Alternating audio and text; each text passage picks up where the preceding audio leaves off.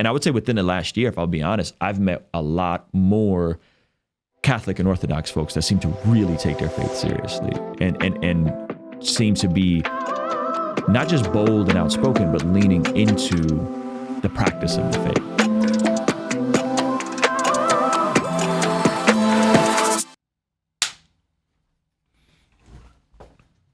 All right. Mind if I say a quick prayer before we start? Let's do it. In the name of the Father, Son, and Holy Spirit. Amen. O Heavenly King, Comforter, Spirit of truth, everywhere present and filling all things, the treasury of blessing and the giver of life, come and dwell within us, cleanse us of every stain, and save our souls, O gracious one. Amen. Amen. Ruslan. We're here. It happened. People are excited.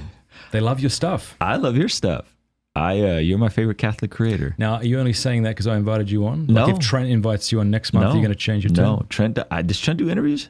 No, but he might. Yeah. Yeah. No, he might if you say he's the best Catholic YouTuber. I think so Patrick with David has this thing about being a triple threat creator. Have you heard about this? No, I want to. Being able to analyze, being able to interview, and being able to have like good takes.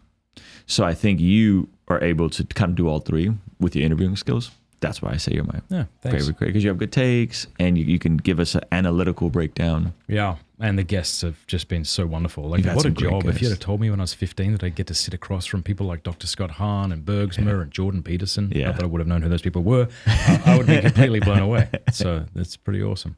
So yeah, I'm really pumped to have you. I mean, I've got some loved ones, I won't say who I really care about, and I care about their Christian journey. And so to hear them tell me they love Ruslan just made me so happy.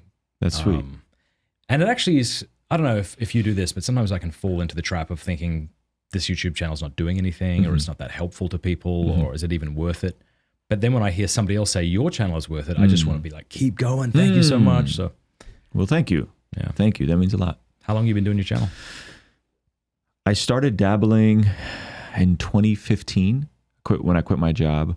And so I did kind of like the vlog format of my day as a full-time rapper. So I quit my job June 1st, 2015, and there was a vlog up that I think people could still dig up of like my first day of not having a job.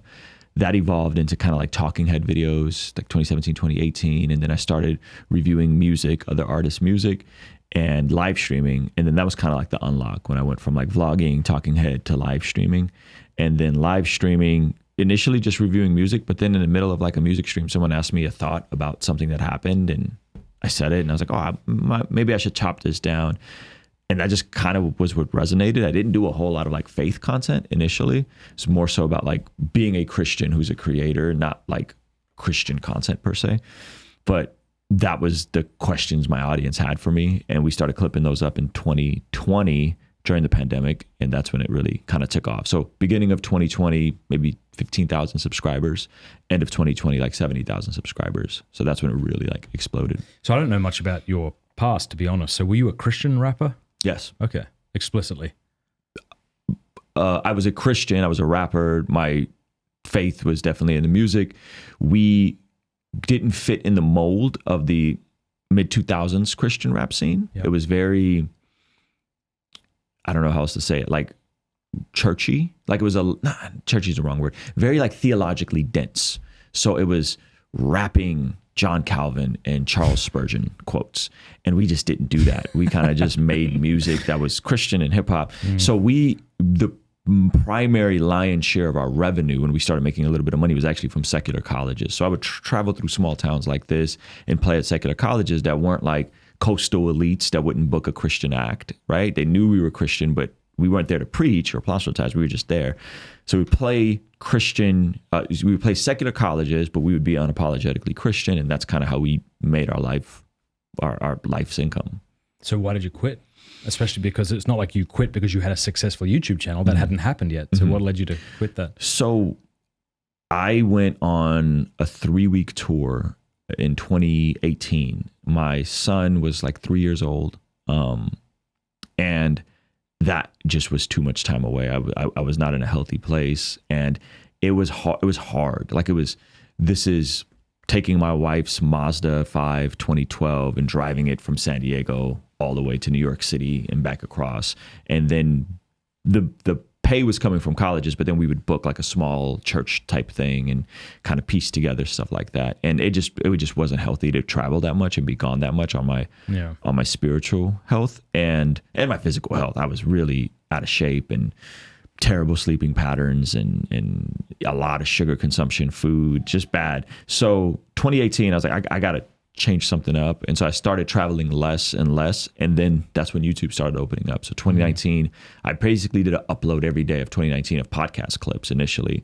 And then it didn't really switch until 2020. So primarily like I was making a living passively off of my music through stuff like residual royalties, sync licensing, stuff like that. So when you quit, you thought, well, there's enough coming in until I figure out what I'm going to do next. Yeah, there's enough of a runway here. Like I couldn't do shows, which was a lot of it. And then as I stopped doing shows, it was almost like the sync licensing and the royalties all made up for. So the Lord was just providing. So what did you think you would do? After, I didn't know. Yeah. I had no idea. So it sounds like it was a real call that you felt like the Lord was moving you to quit and be with your family and that he would provide. Yeah, it was definitely like, I can't travel anymore. Like this is not sustainable for me. If I'm traveling, I got to scale that down. And so the music just kind of took a back seat. And so I still release music, but I have zero desire to go and do like a tour or like being away from my family for longer than a week is like just out of the question. And so it was more like I did not have the desire to do the typical music thing. And everything has changed since then. Now you can make a living just off of TikTok and Instagram and all that sort of stuff. And so, yeah, I knew there was something to this YouTube. I knew I couldn't keep traveling. So I leaned into the YouTube. And then within about a year of like really going into the YouTube, all of a sudden doors opened up and I had an audience that cared about what I had to say beyond just my commentary on music and hip hop. How did you get into hip hop? I grew up in Southeast San Diego in the early 90s. So we moved there when I was 6 in 91. And we were initially the only Armenian family that came out as refugees to San Diego. So predominantly Black and Hispanic neighborhood. That's what everybody was listening to. This is as you see the breakdancing exploding, graffiti art exploding. My buddies would play music in the apartment complex, and I was just so intrigued by it. Prior to that point, my exposure to American culture was like Michael Jackson and American Ninja, but this was different. And this is before the gangster rap phase. So this is like LL Cool J, Public Enemy, that era. And then the gangster rap started. And then that was definitely a shift from what I initially was exposed to. And I just love the art form. It was an interesting art form. It's one of those art forms that you know, if you're, like, I remember walking past a pawn shop with my mom when I was like 6, and it was an electric guitar.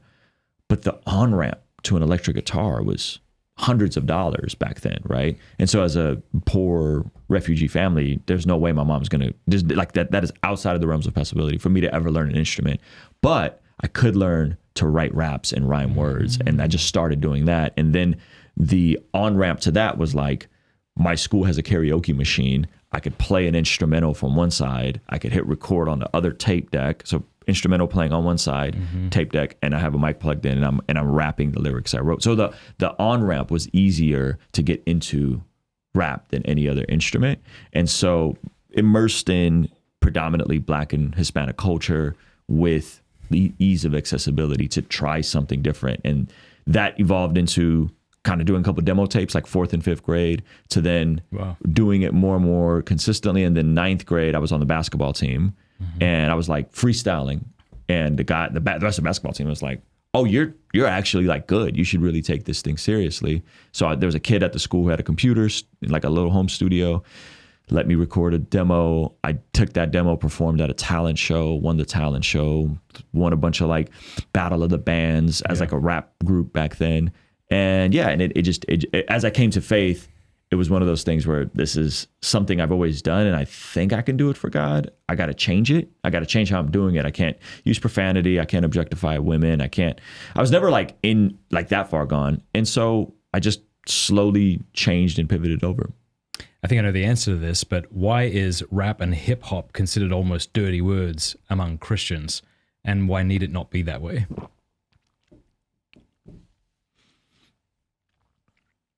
I think whenever art is combined with capitalism, the things that are going to sell the most are going to be the lust of the eyes, the lust of the flesh, and a pride of life, as 1 John says.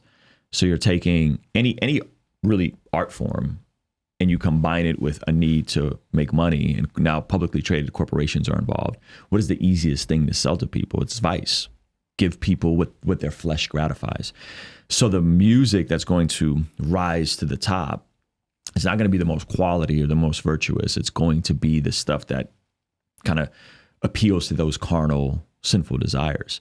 And when you're exploiting a product, and I don't mean in a negative sense, I mean like exploiting it for profit, you're trying to be as mass appealing as possible. Well, what do people like? They like violence. They like sex, drugs, and rock and roll.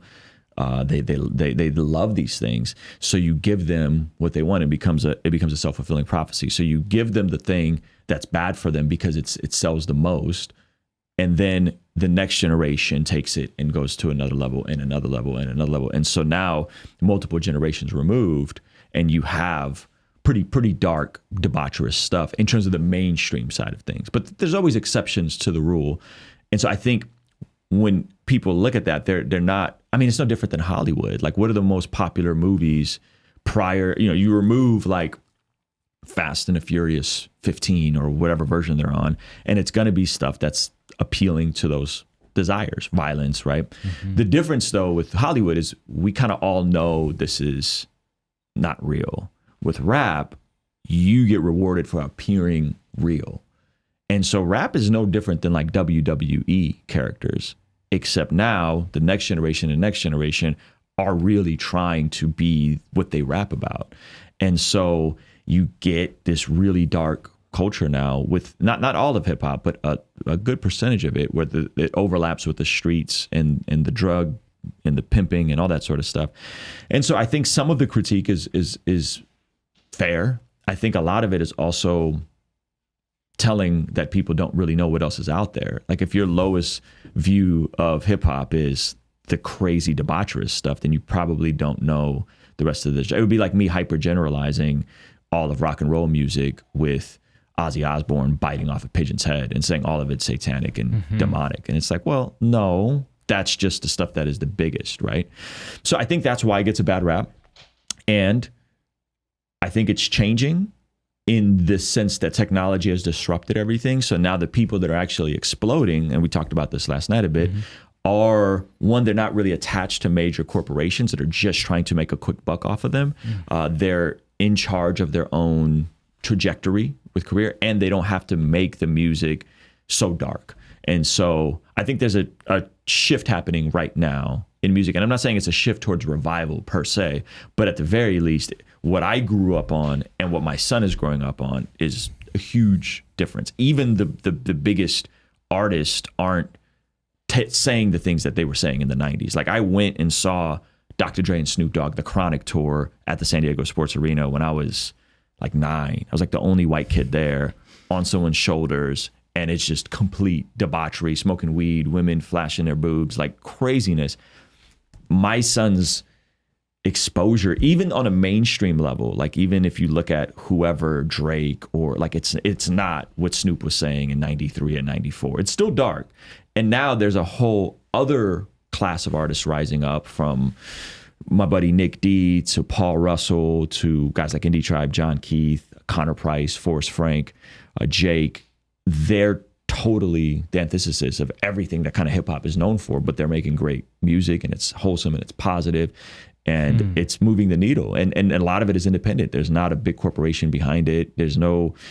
If Christians want great art, then support Christians who make great art and you'll get more of it. And it's really that simple. So I think there's been this tendency to like flee the arts and flee the media instead of leaning into the arts and the media and saying, how can we redeem this to the glory of God? So I think there's a shift happening. That's fascinating. I'm so glad I asked you that question. But I mean, certain musical genres lead to a certain feeling, eh? So like you can't imagine a very heavy metal song singing about the beauty of autumn, right? Something like that. I mean, maybe it exists, but it doesn't lend itself to that. It lends itself more to kind of the middle finger to the establishment, that kind of thing.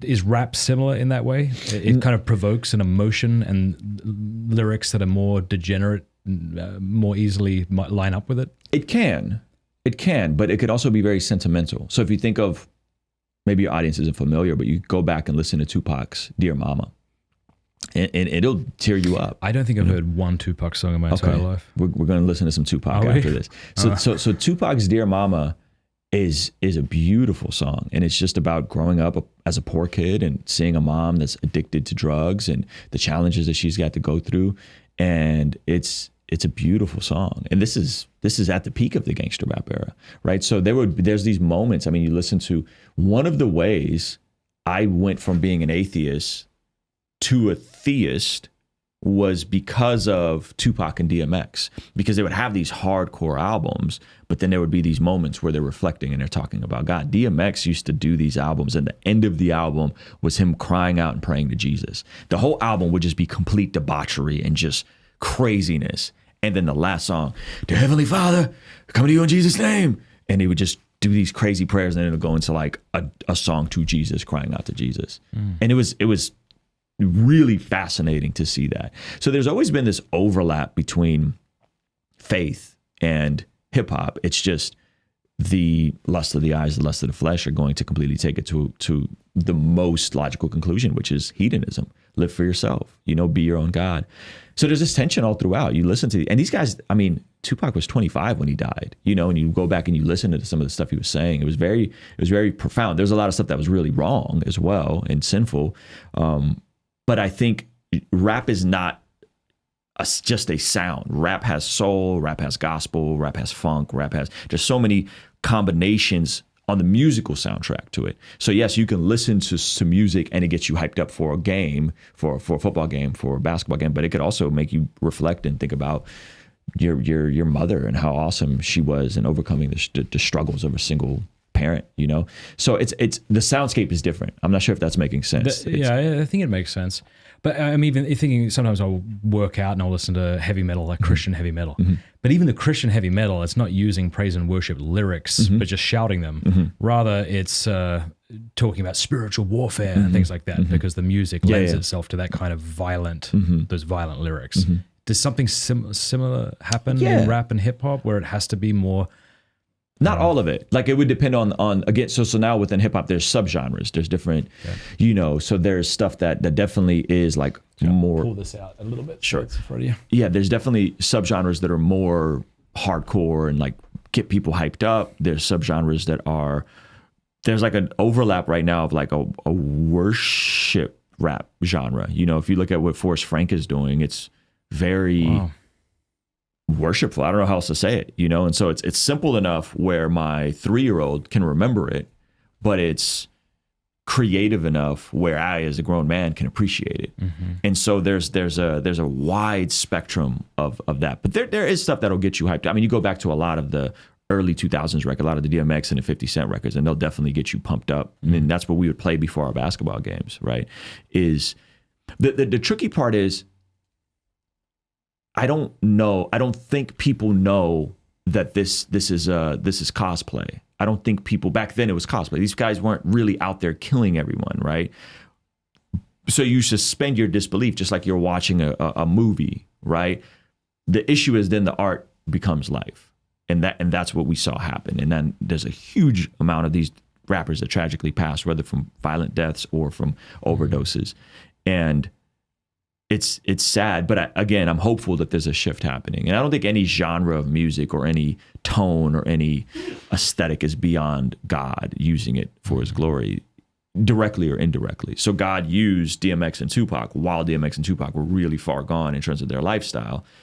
But that God can do that in an intentional way. So with guys like Lecrae and Reach Records, just like Israel plundered Egypt and the church fathers plundered Greek philosophy, we can do the same. That's right. Reclaim it, baptize That's right. it. We can, there's 3 ways we can interact with culture. One is to receive different aspects. So if you're coming to my Armenian barbecue, that's good culture. You can just come hang out, the food, the history, right? You can just receive it. Then there's other parts where we have to reject. There's aspects of probably every culture that we go, wait a minute, no. This is pagan, this is hedonism, this is bad. We got to reject these parts. But then there's aspects of culture that we can redeem onto the glory of God. And so I would say, knowing where to categorize, are we receiving it, are we rejecting it, or are we redeeming it? And I think what people do is they'll hyper generalize something like hip hop, and they'll just go, oh, we just got to reject that. It's bad. It's all bad. Instead of saying, wait, hold on. What aspects of it can we receive? So like the 80s origins of it really started as rent parties in the projects in the Bronx, meaning somebody would be low on funds. And so the community would get together, they'd have a party, and they'd raise money to help someone make their rent. That's a good thing. They're coming together communally, and they're trying to help someone that's struggling. That's something we can receive, right? The festive aspect of that. Then there's aspects that we absolutely have to reject. The objectifying women and the violence, all of that has to be rejected. But then there's other parts that we can redeem, and we could say, okay, this some of this has been used negatively, but we can take it and we can redeem it to the glory of God to make it an instrument for ushering in beauty and goodness and revelation of truth. No, that's great. Now, I'm sure there's people who say to you, yeah, I listen to rap that has debaucherous lyrics that glorifies fornication and violence, but I that doesn't mean it affects me. So I can listen to that and be fine with it. I can make that sort of mental separation between what they're saying, and I just listen to it because I like the beat, I like how they rap. What advice would you give to someone like that who's trying to be a Christian, is saying that sort of thing? I used to say that. If I'm being honest with you, I used to say that, hey, I can compartmentalize this, and this is okay because it doesn't really have an effect on me. I would challenge that presupposition. Does it really not have an effect on you? Because if the soundtrack of your life is something that's the antithesis of your worldview, does that really not affect you? That would be my first question. Because if I'm being honest in hindsight, there was definitely stuff that affected me, and my mood would be different when I would listen to worship music or gospel music. I would feel different. I would think different. And so the soundtrack of our life should reflect our worldview. Secondly, I would say, even if it doesn't affect you, I know guys that say, hey, I just listen to this when I'm in the gym. I want to get pumped up. I'm listening to Future. I'm listening to, fill in the blank. Okay. Are you okay with consistently funding corporations and funding music? Because every time you listen to something, now it's a click into something. So every time you're consuming a song, you are telling Spotify or Apple Music, yes, I like this song, and I'm voting with my dollars, though it be at a small percentage, whether that's YouTube ad dollars or Spotify, you're paying for your subscription. Every time you consume something, you're actually pushing it forward in the algorithm. So this is different where my day people would buy a CD and we would burn a CD, or buy a tape and we would dub a tape. This is now you're actually advocating for the consumption of something that's deplorable, and again, the antithesis of your faith. So even if it's not affecting you, are you okay with pushing that forward in the algorithm? And do you think that that's wholesome and helpful? Because every time you're not consuming something that's reflecting your worldview, you're pushing something that's the opposite. Whereas you can find great Christian artists, maybe that aren't making Christian music, but they are Christians, living Christians, loving their wives in churches, and help push that. And it's clean and it's wholesome, and it's stuff that if you reward that in the algorithm, more of that will get pushed in the algorithm, and more of that will get made. And at some point, what's happening with the major label corporations is, first of all, many of my buddies are like checking out. Like, why do I need a label? That's just a terrible loan. And the way that the whole world, that world is set up is the most predatory business practices I've ever heard of. And I can tell you about it. It's really crazy. But at some point, these labels and these corporations will have to go, you know what? There's something to this Christian music thing.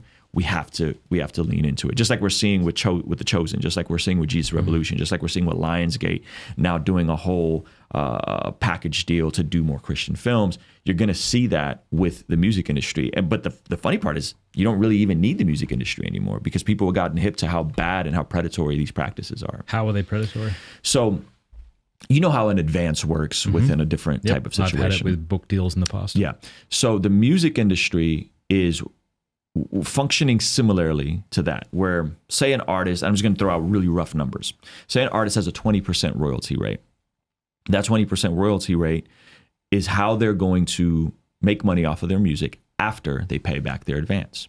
Now, say their advance, their recording budget their marketing budget all in is $1 million. We're just using really rough numbers. So that's $1 million. They get maybe half of that, maybe a third goes to in their pocket, a third goes to making the album, a third goes to marketing, just using rough numbers. So now they're down $1 million. They're $1 million in the hole. Okay. They only recoup from their 20% slither. And then there's other stuff that gets backdoored into that budget that they've gotten. So we're out to dinner.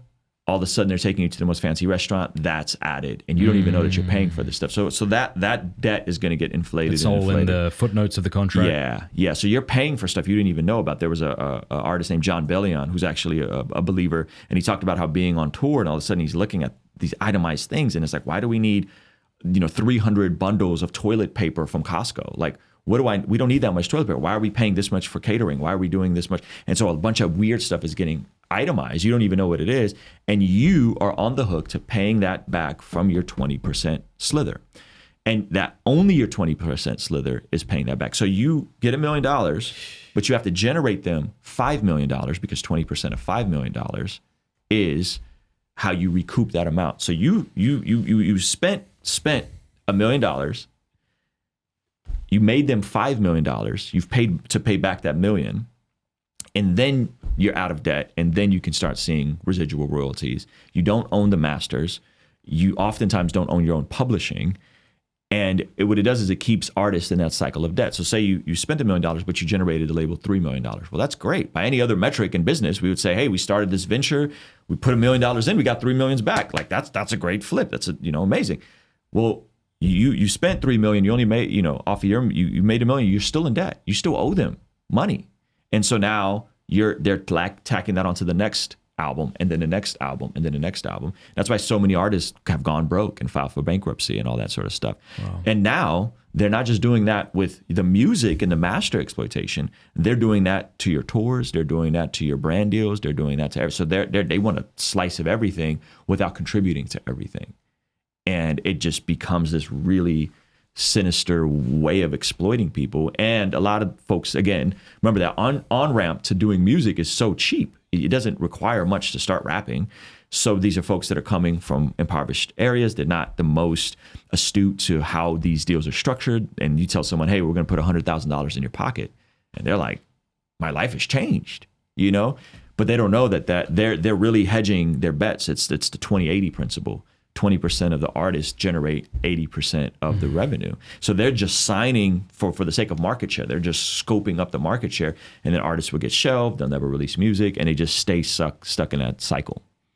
I know you were saying that because of TikTok and YouTube, we may not need the music industry, but I have to think that there's going to be a way that bigger companies who might have bad motives are going to somehow infiltrate this, and it won't be as they've already done it gate free as we had hoped. So how are they doing it? They've already done it. They got in bed with TikTok to prioritize their artists. They're now shifting to a distribution model. So now that more and more artists are going independent, they upload to TuneCore or DistroKid, and now they're saying, hey, you could release your stuff through Atlantic. You could release your stuff. So an artist that's independent that has no ties will be like, ooh, I can have a release through Universal or through Atlantic or through these other companies.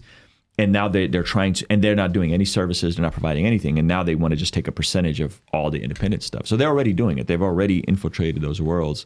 Universal had a big standoff with TikTok, I say about a year ago, because they felt like they weren't compensating their artists fairly. And so there was a bunch of artists signed to Universal that couldn't put music on TikTok. And that was their primary marketing vehicle.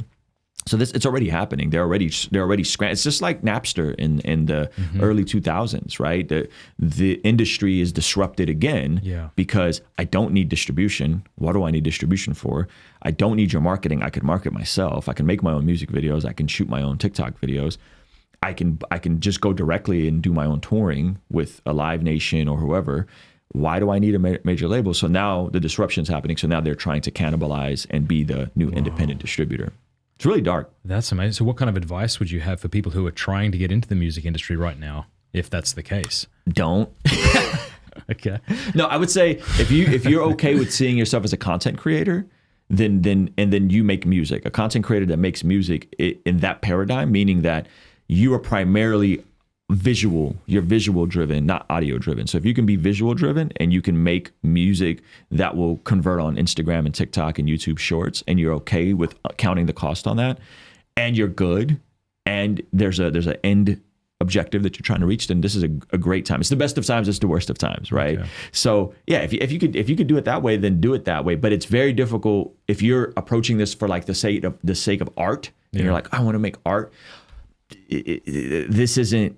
That's not what this is any longer. You could build a very, very, very, very, very, very cult-like following, but that's not. It's going to be very difficult to get that to sustain you, right? So it's like the 1,000 fan rule. If you get 1,000 people to pour into your music $100 a year, you can make $100,000. That's still possible, but you got to be really intentional and calculated to find those 1,000 people, because there's so many things fighting for our attention right now.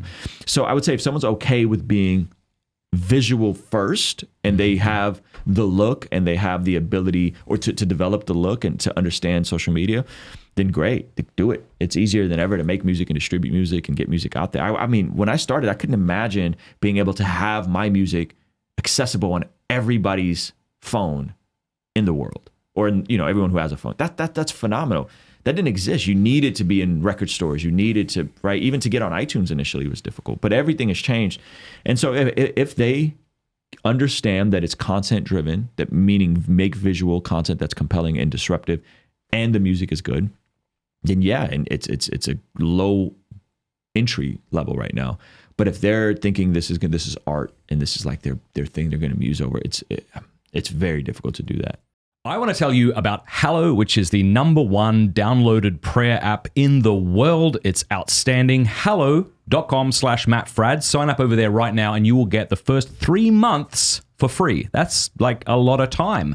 You can decide whether it's useful to you or not, whether it's helpful. If you don't like it, you can always quit. Hallow.com/MattFrad. I use it. My family uses it. It's fantastic. There are over 10,000 audio guided prayers, meditations, and music, including my lo-fi. Hallow has been downloaded over 15 million times in 150 different countries. It helps you pray, helps you meditate, helps you sleep better. It helps you build a daily routine and a habit of prayer. There's honestly so much excellent stuff on this app that it's difficult to get through it all. Just go check it out. Hallow.com/MattFrad. The link is in the description below. It even has an entire section for kids. So if you're a parent, you could play little Bible stories to them at night. It'll help them pray. Fantastic. Hallow.com/MattFrad. What does selling out look like? Not just in the music industry, but on YouTube as well.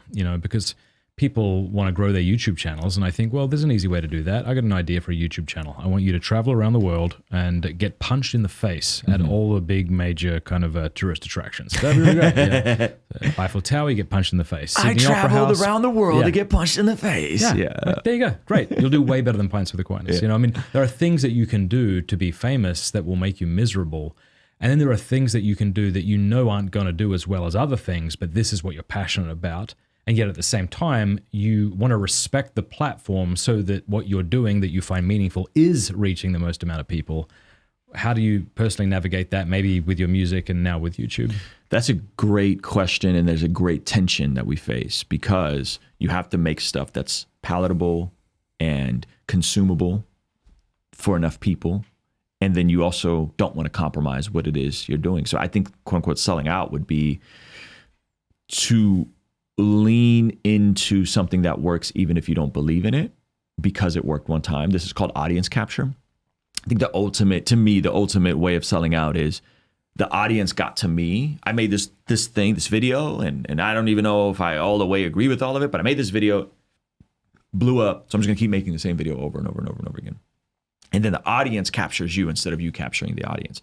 So now you have an audience that you may disagree with, and you just have to keep feeding the machine. To me, that's what the most tactical way of selling out on YouTube is that. And I think any of us can be liable of that. You get something that works and all of a sudden everybody is into it. And it's like, but is that what you set out to do? So I think 1, you have to be clear on your vision. 2, you have to make sure that just because something works doesn't mean you keep working it. Something may work, but you don't necessarily keep working that thing, because you will attract an audience that is going to be very apprehensive if you show your hand and do anything else, right? I think that the easiest example I could point to is that there's been a lot of folks that have came over to the conservative side and they just kept making the same video over and over again. The libs are bad. The libs are dumb. Dunk on the libs. Look how stupid the libs are. And I'm sure they believe some of that to an extent, but if everything is the same video over and over again, I don't know how, like, is that why you got on the platform, you know, to just say how bad the other side is? These guys, instead, are you actually presenting anything of beauty and virtue and goodness to the world and trying to point people to something bigger? So in our case, like, we got a really big spark with making videos highlighting the inadequacies of celebrity pastors. That really worked for us 2 years ago. And then about a year and a half ago, we said, we're not doing any more celebrity pastors videos. We might have one here or there sprinkled out, but generally speaking, we're going to try to find something that someone said that was good, and we're going to celebrate the good things people said. And we're going to make our reaction videos not about tearing people down. This is exactly what you were saying about rap earlier. Like, it appeals to the pride of life. Yes. And this is exactly what those kind of videos do. Yep. That's why they work so well. And now you're trying to do with your channel, it sounds like, what you think maybe some of the hip hop world is doing by moving away from that negativity and then trying to sell what's actually beautiful, which is sometimes a much more difficult thing. Yeah, absolutely. So I am intentionally looking for things on the internet to react to that I love, that I think is doing good. So we reacted to your clip with Jonathan Rumi, and we were like, man, Jonathan nailed it. I loved what he said here. This is good. This is awesome. Great job, Jonathan. Great. Matt, great. Pints with Acquaintance, great. And one, I just think it's better for your soul to listen to that video versus like, he said something here that I didn't like, or I disagreed with this, or did you see, right? So one, I just think it's better for your soul. Two, it highlights other creators. It highlights other channels, and it highlights a broader community of people that, in my opinion, I don't like the idea of competition. I prefer the idea of collaboration and community. I'm not competing with any of my contemporaries. Right. We're collaborators, and we're colleagues, and we're in community together, and we're learning from 100%. Each other. Yeah, like Ruslan is not my competitor. Like Planned Parenthood is my competitor. Hello. You know, like these evil industries that are trying to drag souls to hell, they're my competitor. You're my brother. Yeah. And so I think that keeps the ego in check. So the more I could point attention to other creators, the more my ego's in check to say, this thing isn't about me. I'm just a guy that God just breathed on this thing, and let me be generous with my platform, with the people I highlight. And if someone watches my reaction video of you and Jonathan, and they discover The Chosen, which we've heard a lot of people discover The Chosen from my channel, fall in love, read their Bible more, get back in church, or someone discovers Pints with Acquaintance because I reacted to it, and they get into your channel and into your community, to me, that's a net positive. It's actually a great way to spread positivity around the internet, because if I do a reaction to you or Brett Cooper or somebody, and they hear about it, they feel like honored that I would speak highly of them, even if there's a couple of points I might take issue with. And that's nice. This is lovely. And there's this like a network of people who are all trying to buoy each other up rather than tear each other down. Yes, I did a couple reactions of a creator named Metatron. He is an Italian medieval historian kind of creator. And one of the things that blew him away was like, this is one of the first videos I've seen that someone just didn't tear me down and rip me apart. Like, this was like a real wholesome video, and you like celebrated me. And I was like, yeah, you know, and then we later found out that he's a Christian, and he's was really just excited to talk about his faith more, and he's been talking about his faith more. Not I'm saying that was the catalyst for that, but it was like, yes, like, keep talking about your faith. This is so cool. I didn't know you were. So like, I highlighted his testimony on my channel, and you know, now he seems to be a bit more bold with the way he's talking about his faith. And you know, again, I'm not saying I'm taking credit for that, but Metatron, that was like just a guy I liked. Like, I didn't know he was a believer, but he said something. I forgot what video we reacted to, and I was like, man, this is good stuff. Let's celebrate that. And so then doors open, and you start building relationships with people, and you can do collaborations that way.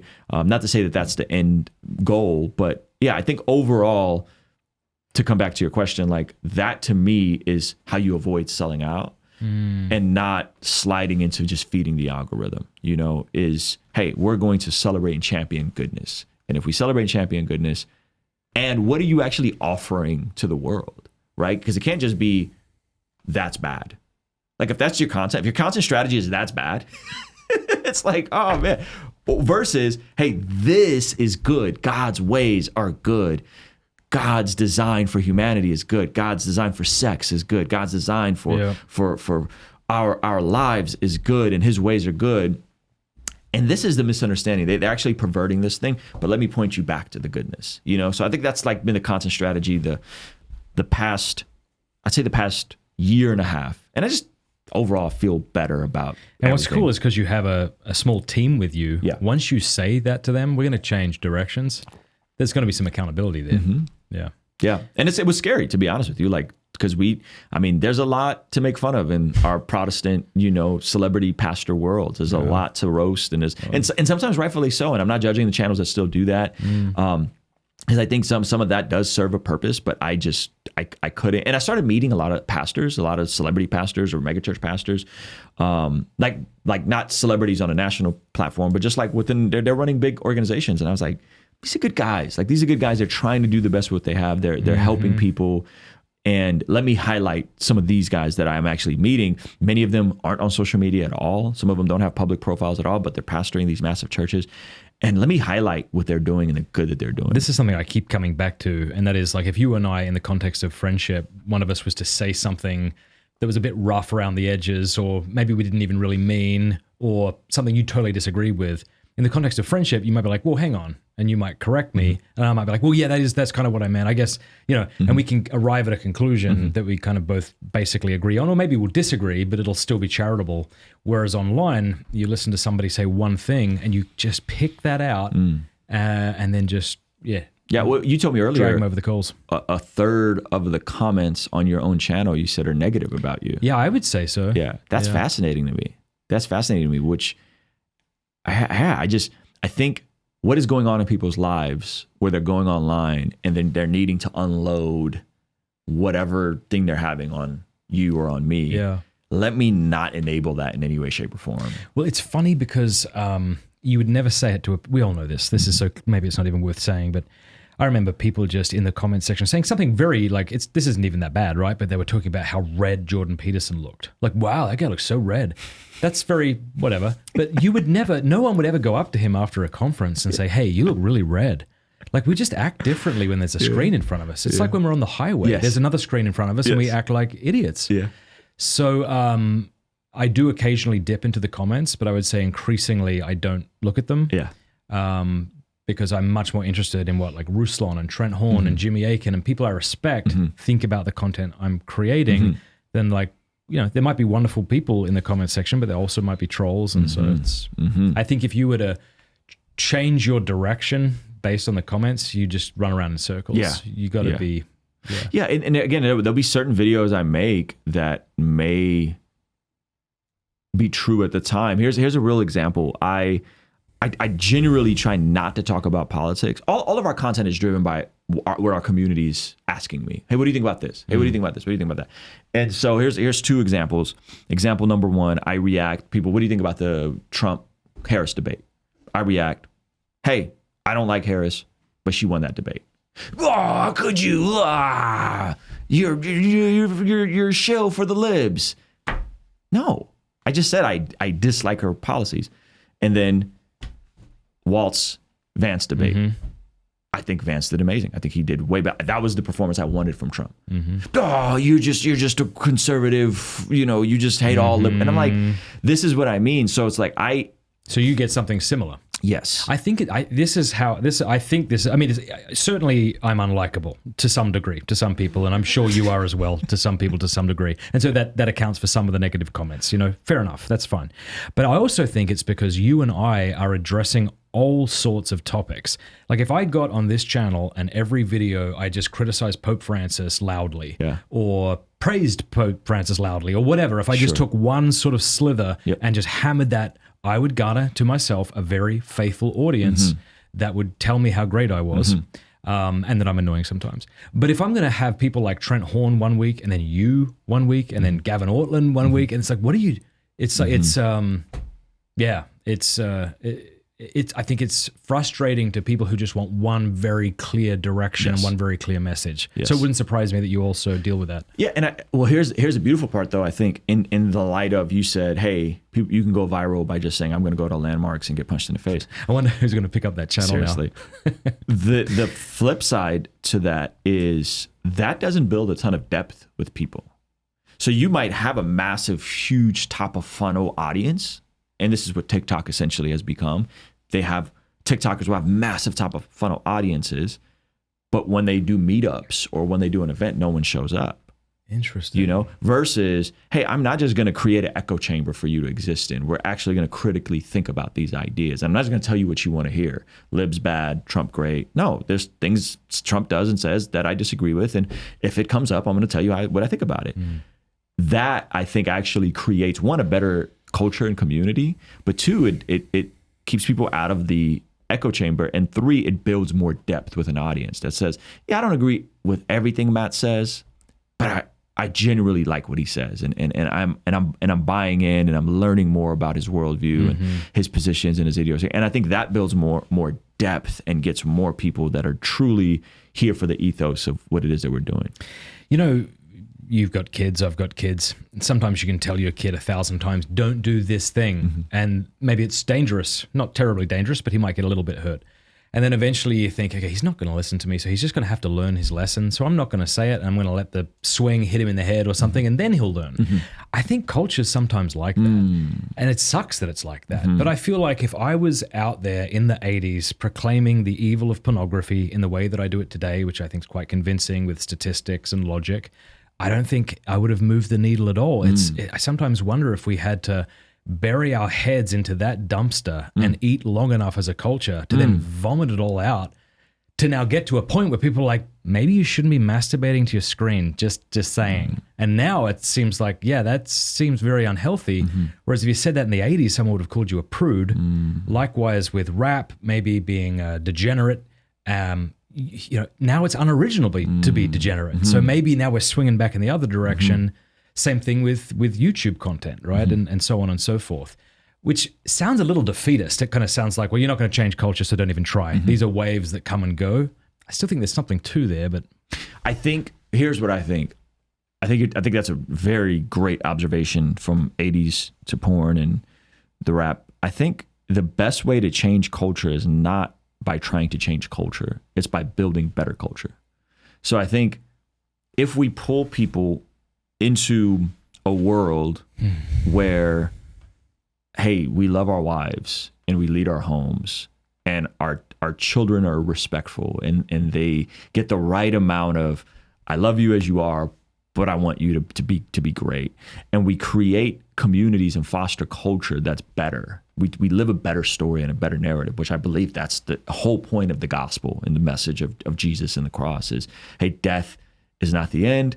It can overcome. Oh, and by the way, thy kingdom come on earth as it is in heaven. We're praying that we get a piece of heaven on this side of eternity so we can be the hands and feet of Jesus, so that we can care for the least of these, make the most of our time, talent, and treasure, and giving people like helpful guardrails on how to live their life.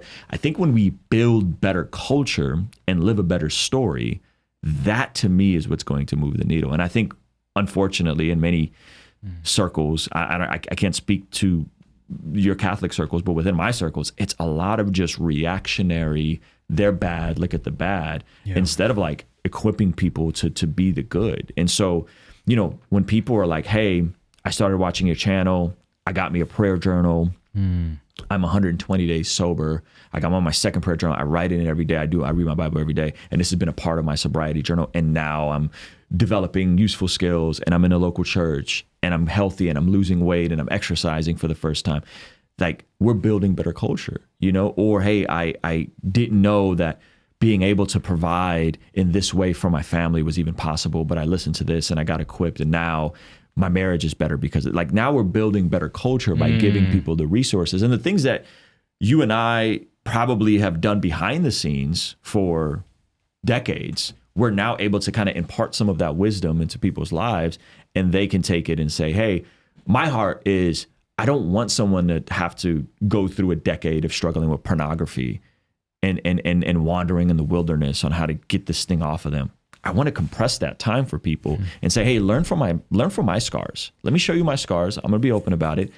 And let's compress that time for you so that you don't have to stay stuck. You know, so we put together a thing called mastermyhabits.com. It's a course that me and my therapist did a couple years ago on just a simple way to help people. Hey, this is what habits are. This is how addictions are bad. This is what this does.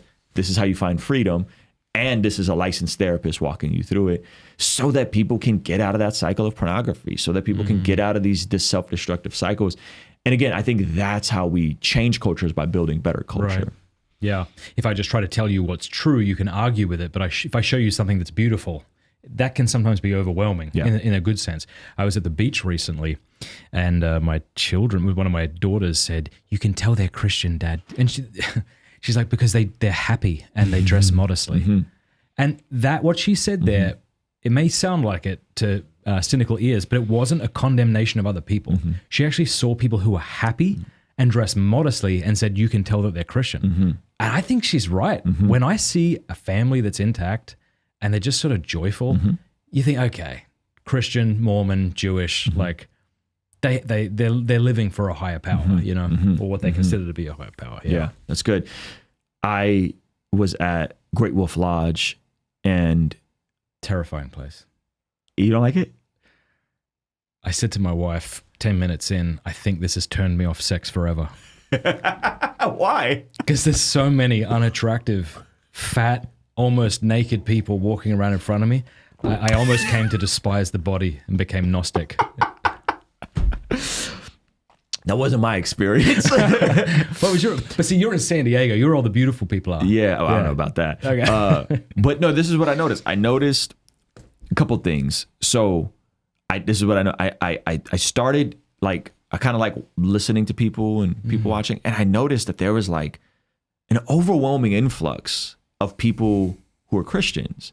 And some of it is what you pointed out, the modesty bit, but others of like, I'm hearing this guy walk by, I'm going to go read my Bible. I got to find somewhere to read my Bible. I got to go do this. And I'm thinking, okay, you know, the ability to get to a place in life where you can even do something as simple as take your family on a little trip is going to, that stuff's going to get harder and harder in this economy and with everything that's happening.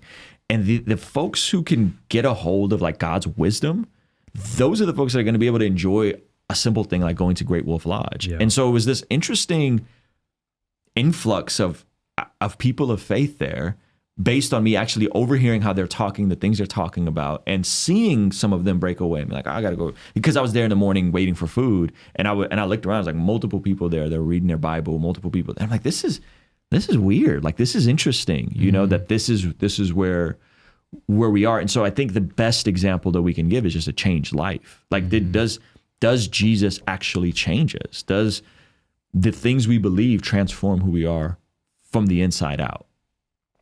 Speaking of changed lives, you referenced that you were an atheist at one point. Did you grow up a Christian and then decide to become an atheist and come back again, or how did that story play out?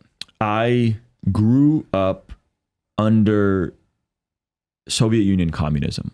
So Azerbaijan was the country I was born in. That was a part of the Soviet Union. So Azerbaijan and Armenia are neighbors. A lot of Armenians lived in Azerbaijan. A lot of Aussies lived in Armenia. The Soviet Union, much like most superpowers, kind of made a mess of the way they cut those boundaries up and some of that stuff in terms of little parts of Azerbaijan. So I grew up under Soviet Union. I don't recall us ever going to church. There was maybe one conversation about God that I remember with my grandfather. He was a English teacher, and one conversation about God before the age of 6. And then as we came to America, the place where everyone gathered was the Armenian church, a part of the Oriental Orthodox stream. So no God at all, come to America, and now we're all going to church because that was the community hub. And then everyone is like, you don't know your ethnic identity. Armenia was the first Christian nation, and all this like history. So then it's more like images of Jesus on the cross and Virgin Mary and just the story. I'm like, why is he on the cross? Like, what is going on? No one really sat me down and told me the gospel. They were just kind of like, you're going to get christened and you're going to be an altar boy and you're going to have a godfather, which like for some reason godfathers in the Armenian church, like a super big deal. So I went through that whole process. At the same time, my mom and my dad split up, and a couple things happened. One, my dad got remarried and the church remarried him. But according to my mom, he was still technically married to her and they were never officially divorced. That's her story of it. How could the church remarry your dad? He's a polygamist. And she completely stops going. I still continue because, again, this was just like the only cultural hub that we had. So it was like in my neighborhood, all the black kids, hip hop, that, and then church on Sundays. And then as I'm an altar boy, what ended up happening was there was a couple older altar boys. So I'm like 7, 8, 9 at this time. And there was some kids that were like early teens, like 13, 14. And unfortunately, they ended up sexually assaulting me. And that completely like caused a big mess in our community because it was framed as if I was the instigator of it. And that really did like a number on me. Did you believe that? I didn't know what to believe. I just remember one time someone asked me if I was gay. And I was like, what is that? Because the word gay in Russian kind of sounds like the word blue.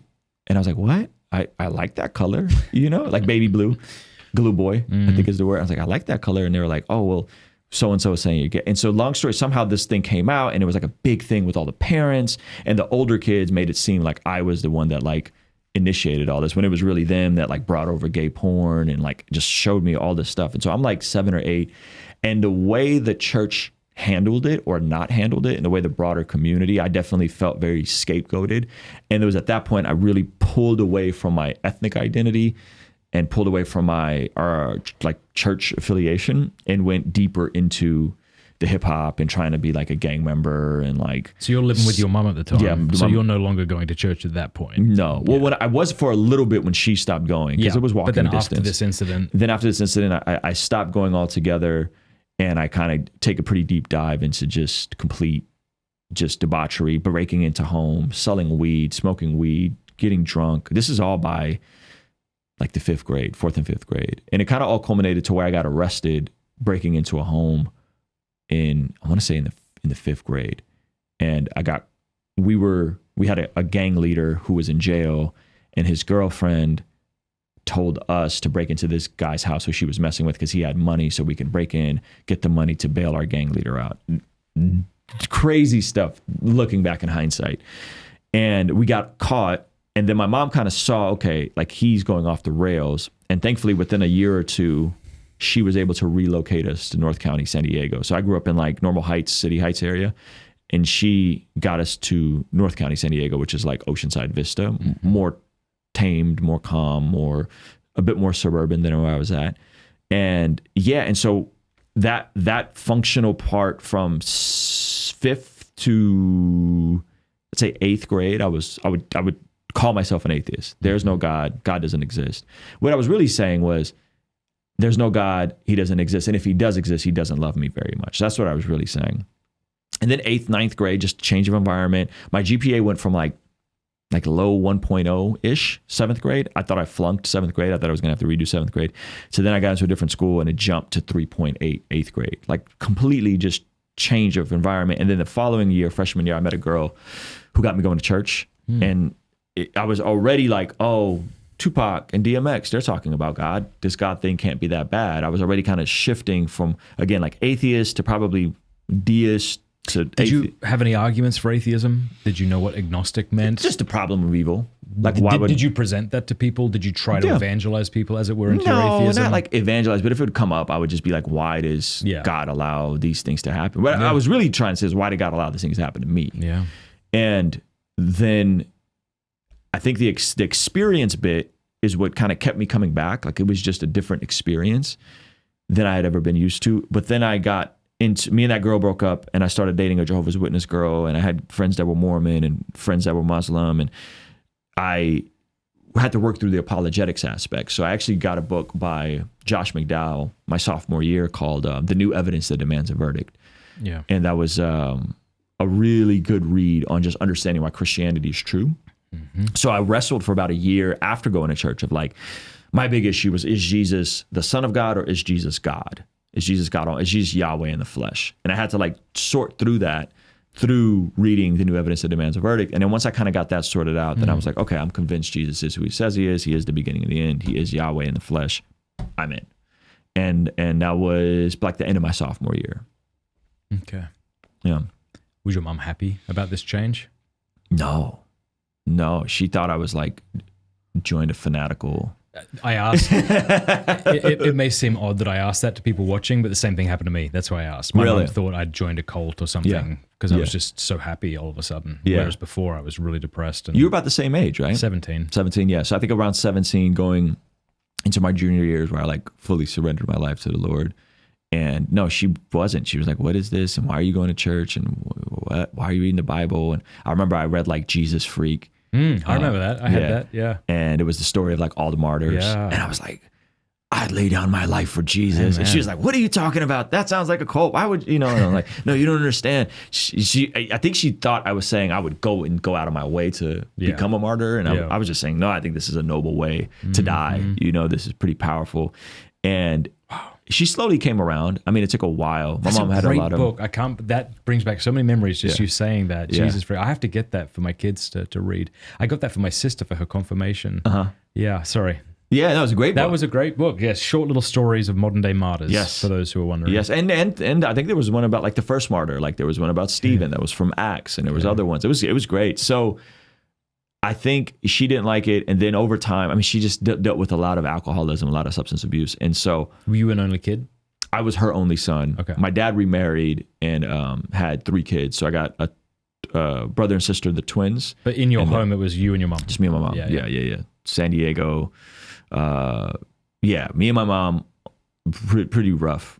Just she had to work, like she would work nights, and so the only guys so that was great because I just go out and hang out with the gang members and then they would be like, hey man, like you need to go in the house, like you don't need to be out here with us. I was like, but I want to be. And they're like, nah dude, like you actually have a mom that loves you, like your life is going to go a different direction. So all along there would be people that would like say these things to me. There would be people that would be like, the manager of our apartment complex got radically saved. Her name was Cherie. And Cherie would be like, you're going to do great things for the Lord someday, And then Charles got converted. And when I had to do my community service, I did it with Charles at her church. You're going to do great things for the Lord someday. And I was like, there's no God. What are you guys talking about? And sure enough, like fast forward later, almost to the T, the things they were saying to me. I just want to take a moment to give a shout out to all single mums who are doing their best. God bless your mum. I mean, as kids, we have no idea the pressures that are on our parents. The fact that she was willing to uproot her life, sell or stop renting her house and move to another place for the good of you, and God bless them. Yeah. And my mom's right before the pandemic, she fell and broke her shoulder pretty bad. And we were kind of estranged at that point. And then there was no one else. So she called me. So I came around, and long story short, within the last couple of years, probably within a year of that, she got sober. She stopped drinking. Wow. She stopped smoking cigarettes, went to church with me on Easter Sunday, kind of pops into church every now and then. And so she's completely, she sends me photos of like her at the gym now. And I'm like, this is so funny. Wonderful. Yeah. So she's had a really big change in her life.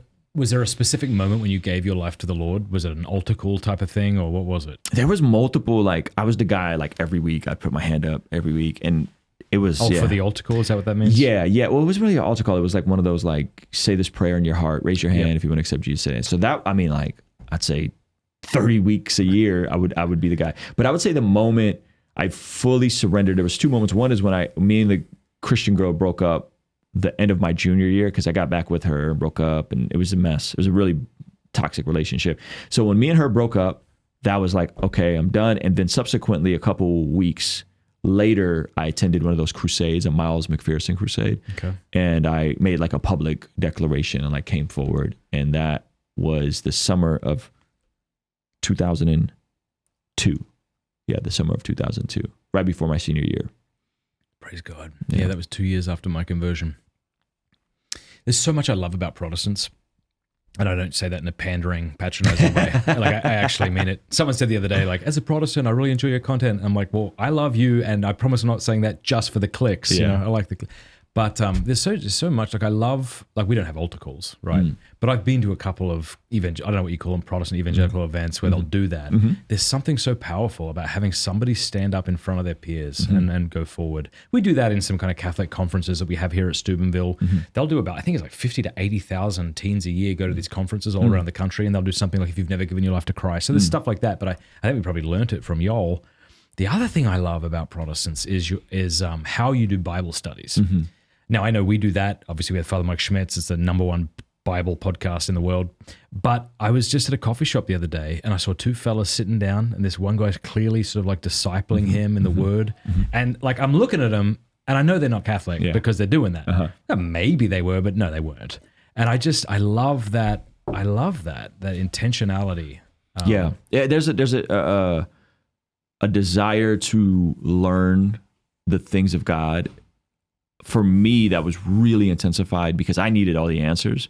But then I ended up just having this really great men's group that we went through the Bible in a year, probably 6 times. We would get through the whole thing, and then every Monday we'd come and we'd discuss what were the readings from that day. And so it was very, hey, this is what you're reading. It was a lot of reading, probably about, well, a lot is relative, right? But like 3 chapters a day. And so, so we ended up going through that in multiple translations, and just a huge desire to learn the word. Not always guidance on how to apply the word in practical means. And I think now that as I'm older, I'm like, okay, I want to fill the gap for folks there's so much wisdom in the scriptures. How do we apply it to our day-to-day lives? And I hope that, if there's a contribution I'm making, is that, like, how do we think and then how do we apply? Yeah. So then I'm sure you've got this question a lot. Have you considered, like, after joining YouTube and encountering those different Christians that are out there, have you considered returning to your Orthodox roots? And if not, what's preventing you from that? Yeah, I've actually went back quite a few times. I find the services beautiful. I love the engagement of all the senses. I love, from the way they light the incense and the smells to even the way our choir was set up. It was really interesting that the choir was behind me on like a balcony. And so they weren't the focal point. They weren't the focal point. And I was like, oh, I like this. And even when they closed out, I think I don't remember if this is pre-Easter or post-Easter, but they closed the curtain. So they closed the curtain and they do the last closing worship part. And you don't have anyone to look at except all this beautiful art and all. So it's really cool. So I think for me, it's such a close ethnic tie-in. Yeah. That there's a huge connection there, and I get the letters, and I love talking about this stuff with my Armenian friends, and just the rich history that like Armenia has.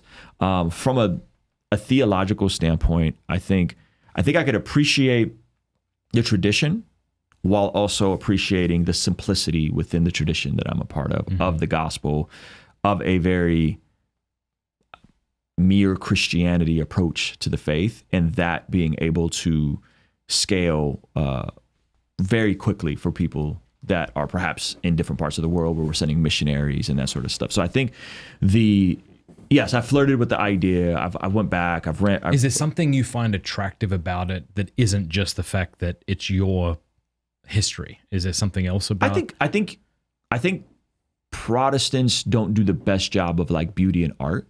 So I think that's very attractive. Yeah. The beauty, the art, the engaging the senses. Yeah. I think that's great. I think there's something cool to be able to say, hey, like we hold to these traditions and they go back, right?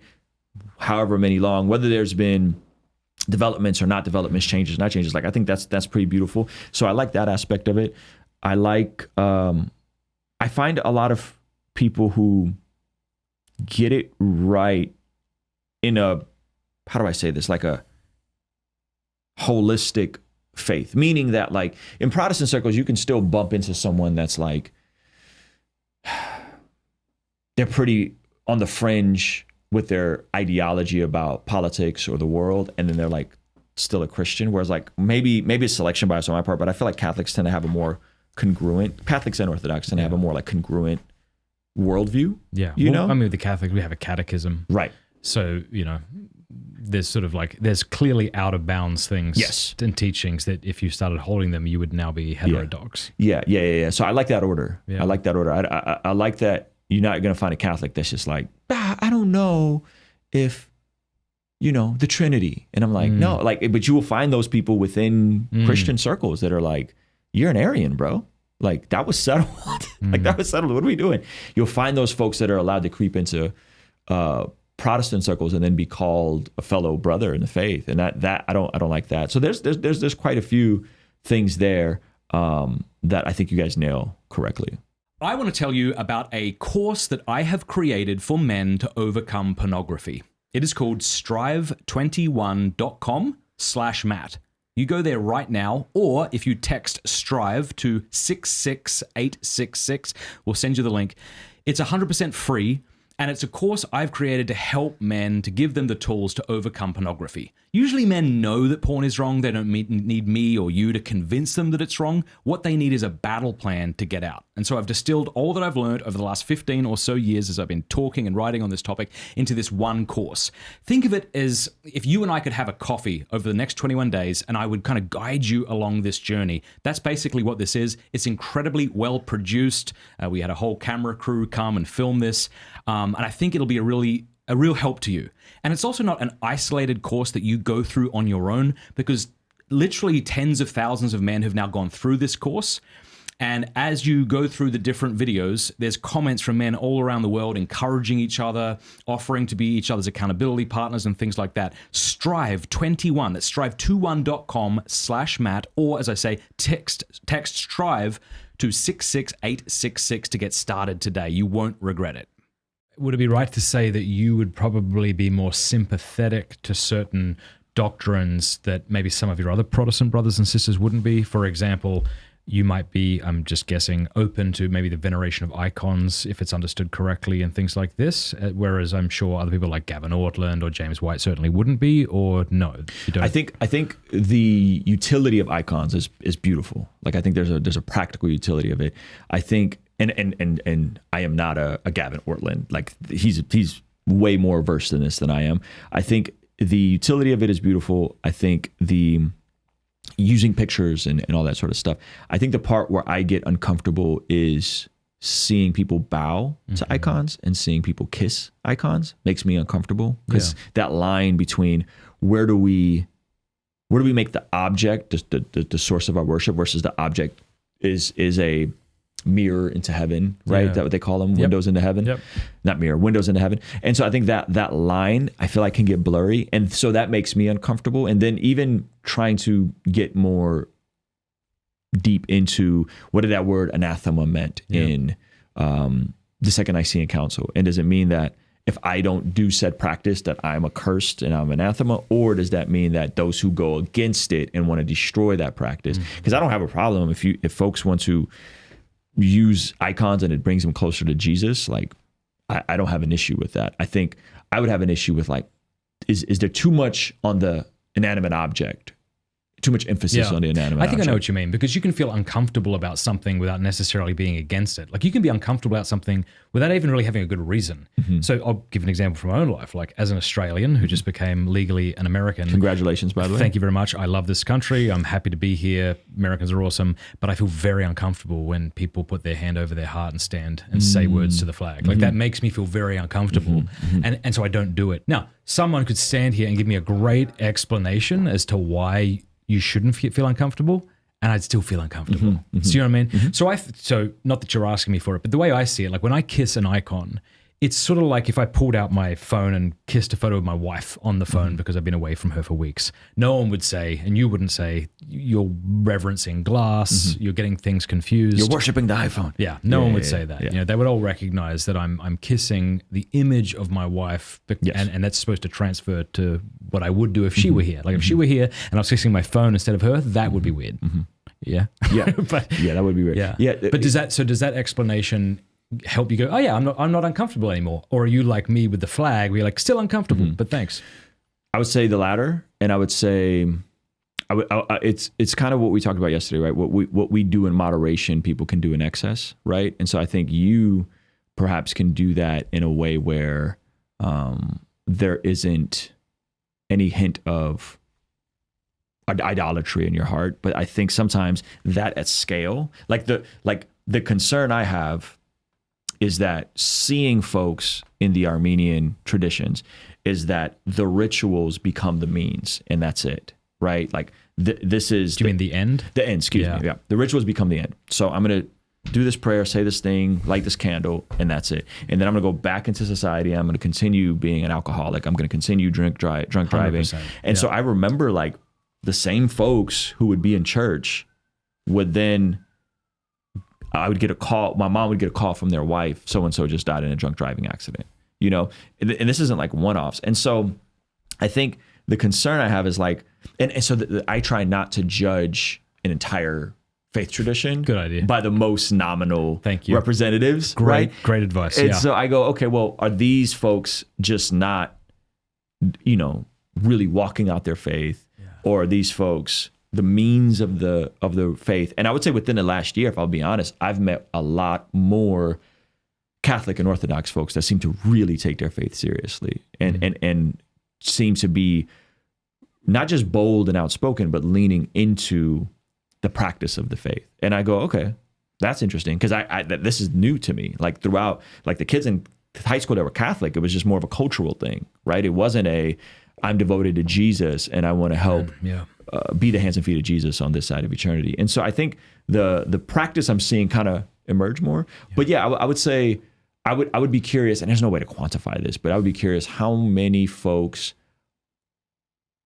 would be okay with just having I go to church on Sunday and I'm a Christian, I'm a Catholic, I'm a Protestant, I'm a Orthodox. Like, what is the makeup of that demographically, right? I would say at my church and many Protestant churches that I'm affiliated with, I'll be very specific and careful with my words, it's very difficult to just come and be a casual passerby. You're going to get challenged. You're going to be encouraged to step in, to do something active with your faith, with your service, with something, right? And so, I don't know enough about that world. Yeah. And so I don't want to like dismiss the whole by the people, you know, that I've perhaps seen and create a caricature and a straw man. Yeah, that's very charitable of you. And I think sensible too. We shouldn't judge a medicine based on those who aren't taking it. You know, we should judge the medicine based on those who are taking it. Yeah. And so if I'm going to judge Protestants or Muslims or Mormons, then I need to like look at the faithful ones and then sort of judge the Catholic Church by the saints, not by a priest who was a pedophile or this person who, you know, committed adultery. I love that you said don't judge the medicine by those who aren't taking it. That's it. Yes, that's very charitable. And I know we've fallen into that in the past. I had someone on the show. She was just sharing her experience, so I'm not knocking her for this, but she was pointing out that, you know, she used to be Protestant, but you go to these Protestant churches, and then she gave like the worst kind of Protestant churches. And then you go to Catholic churches, and they're so beautiful. And I get the argument, and I'm not, again, that was her experience, but that's like been viewed millions of times, I think, now on Instagram. But then I'm like, yeah, but I mean, there are so many ugly Catholic churches. So it's like what we want to do is like see the worst in you Protestants and the best in us Catholics. And you see these memes and they make me so unhappy because you'll see these gross Protestant churches with like a glorious Catholic church somewhere in Germany. And you're like, that is not at all what's going on. Have you been to the local church up the road? Like that also looks like a Pizza Hut. Like you can't be doing that. It's not fair. I think a lot of it is just the zeal of a new convert who really wants to believe that there's nothing wrong with their church. Yeah, and I'll be honest, like I don't have a lot of desire for being an apologist for Protestantism. Like we have our own issues in our own struggles. Now, I will say like there's a reason why I'm not Catholic and Orthodox. Yeah. But I am not trying to be the guy that like has an apologetic for all the things. You know, this is what I believe. This is why I believe. This is why I practice the way I practice. But I just think some of that can be. I prefer speaking to the authorities on these things, the priests and I find the conversations fascinating, and not necessarily to win an argument. You know. And I get in trouble for that from my own circles. Like they're like, I am befunded by how many fundamentalists, non-denomination, I don't know what to call them, Protestant that just think like Catholics aren't saved, you know, or Orthodox aren't. I'm like, this is craziness, you know, like this is insane. And so I think there could be disagreement that's healthy while saying, yeah, those are our brothers and sisters in the Lord. And I get in trouble for that within my own communities. What is one doctrine that if you accepted it, you think you would become Catholic? Well, the papacy, right? I would say the papacy. I think the papacy is one of those where it's interesting. But then would you? And that sounds cynical, and I'm not saying you have bad motives. Mm-hmm. Let me flesh this out a bit. More and more, I'm of the opinion that people continue within their worldview until it doesn't work anymore.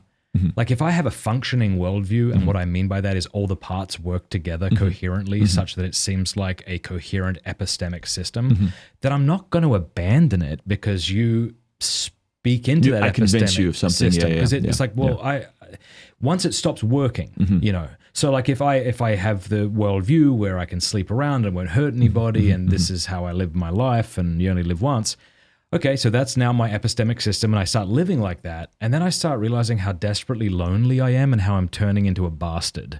So now my system isn't working anymore. So now I'm open to advice. It might be a little cynical to say this, but increasingly I'm kind of of the opinion that like arguments that just come out of nowhere really don't work. They don't penetrate. It's almost like giving an answer to a question that hasn't yet been asked is sometimes not harmful. That's too much, but yeah, inefficient. If someone can argue you into a faith, someone else can probably argue out of a faith, right? And I think that's a reality that people think, like you think you can argue someone into being a Christian or a Catholic or like I don't think that's helpful personally. Now, unless someone's open to the arguments, right? You talked about reading Mere Christianity recently, and those arguments are very persuasive. And he lays them out really. Yes, I think there has to be a desire to be open to it, and so I've gone down just looking as much as I can. Like obviously, there's so much about the vastness of church history and the church fathers and the apostolic fathers and all the creeds. There's so much information there, and I'm trying to sort through it. And so I'm reading the arguments. But you're right in the sense that, man, my faith has been rock solid for decades. You know, it's going to be very working. Yeah, it's going to be very unlikely. I'm flourishing. My kids are flourishing. Right. To be like persuaded. But I think where I'm at is like I want to understand the best arguments and just at least understand so I could steelman the position. So when people say, "Hey, you really, Catholics are going to hell," it's like, wait a minute, no. Like, let's not do that. Go see what my conversation with Trent. They don't pray to dead people. This is what they believe when they say, right? And so, and then in that, like I could pose a question like, well, can I ask Charles Spurgeon to pray for me? And Trent goes, well, sure. Yeah. And I'm like, okay, cool. Like, I'll take it. I think I asked Father John, like, hey, well, can C.S. Lewis pray for me? He's like, yeah, you can ask C.S. Lewis to pray for you. I'm like, okay, cool. So I think so the two doctrines I see is apostolic succession and the papacy, and so those two are really interesting. Here's a question: What is a Catholic doctrine you'd be willing to accept that wouldn't have to make you a Catholic? In other words, you could be a fully functioning Protestant. Yeah. But what's a doctrine you're like, okay, I'd be willing to be convinced of this and remain Protestant? Yeah, the sacrament, the communion sacrament. Like, okay. I think I believe the presence of God is there. Like I believe that that Jesus is with us in communion. So I don't even know how much of our view on communion or right, the Eucharist would be that different. So I think like that's an easy one for me. Like I would be like, oh yeah, no, like I believe there's presence in that. Now I just had Father Simon on, and so I tried to get a clarifying question. I'm like, are you saying that the actual molecules of the bread and the wine change after you consume it? And then like if someone were to cut you open and take it out, would that be then flesh and blood? And he's like, no, I don't believe that. And I'm like, okay. Now again, I might be misspeaking, but he presented that as like that's the official position. Is that right, fair? So that you would have the accidents of the bread would remain. Yes. But the substance would change. So a miracle takes place at a Catholic Mass or an Orthodox liturgy that we would say wouldn't take place in a Protestant church because you don't have the priesthood as we understand it. But I do appreciate you saying that, because there is a wide variety of views that Protestants hold about things like communion and things like this. And I think sometimes Catholics can strawman Protestants. So they say, well, they just think it's just a symbol. They think it's nothing. Or they think it's just a remembering. Or they, and it's easy to fall into that because I think we like simple narratives because it makes our world simpler. Yeah, I think it's way more than just a symbol, and I think it's way more than just a remembrance. I think it's a very powerful moment for me.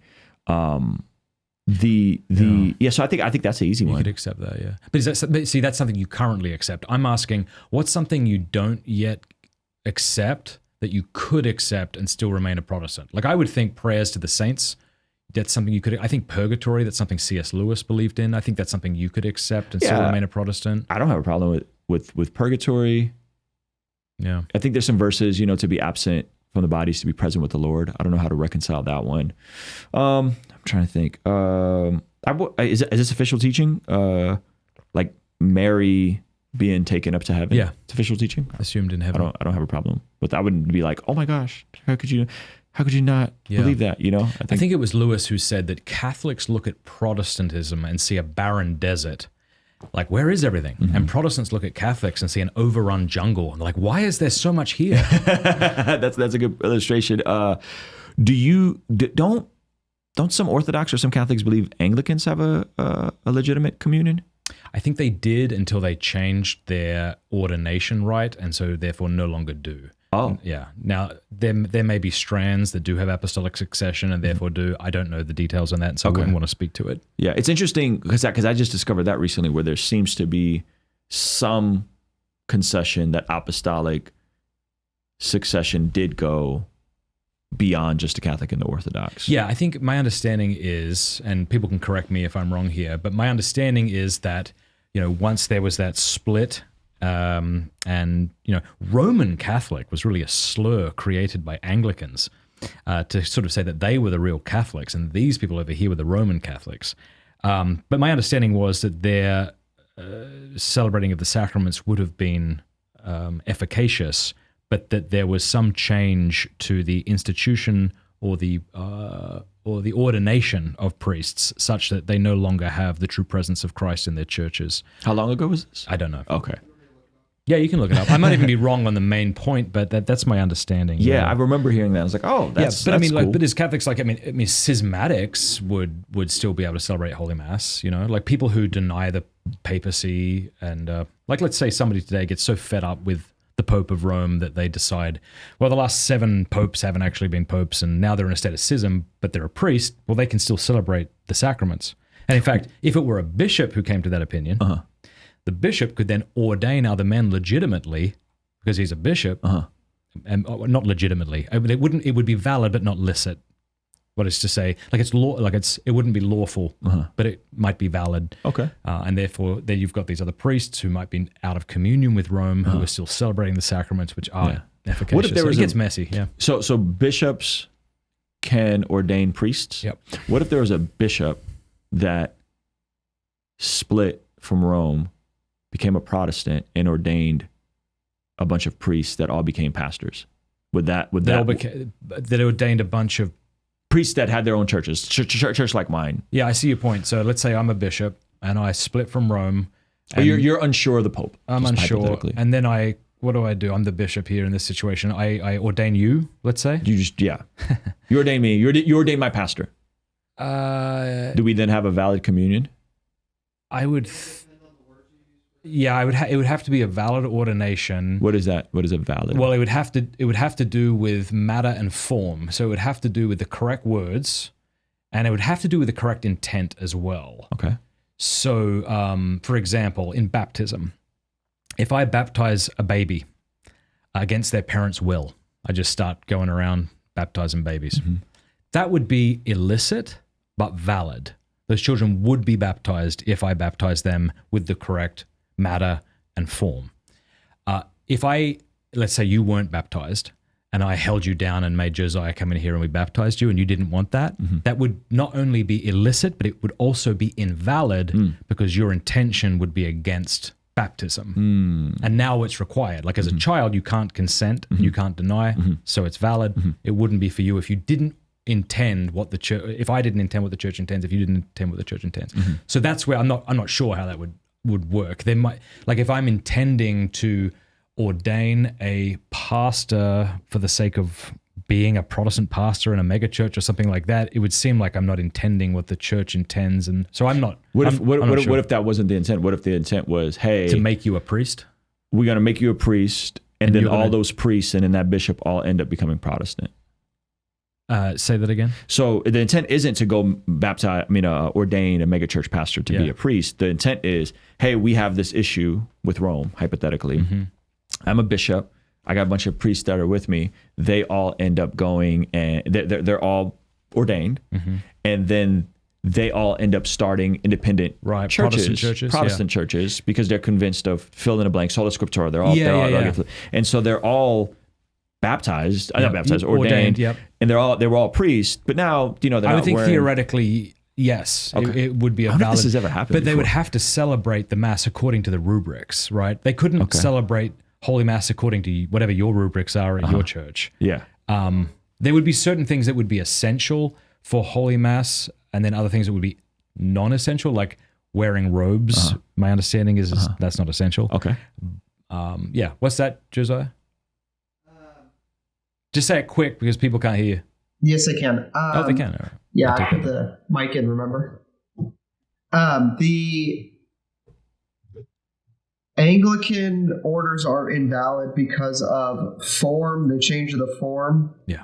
And there's also a defect of intention, according to Leo, but I cannot understand for the life of me what he says the defect is. But there is one. So I basically got that right. What year? Do you know what year that changed?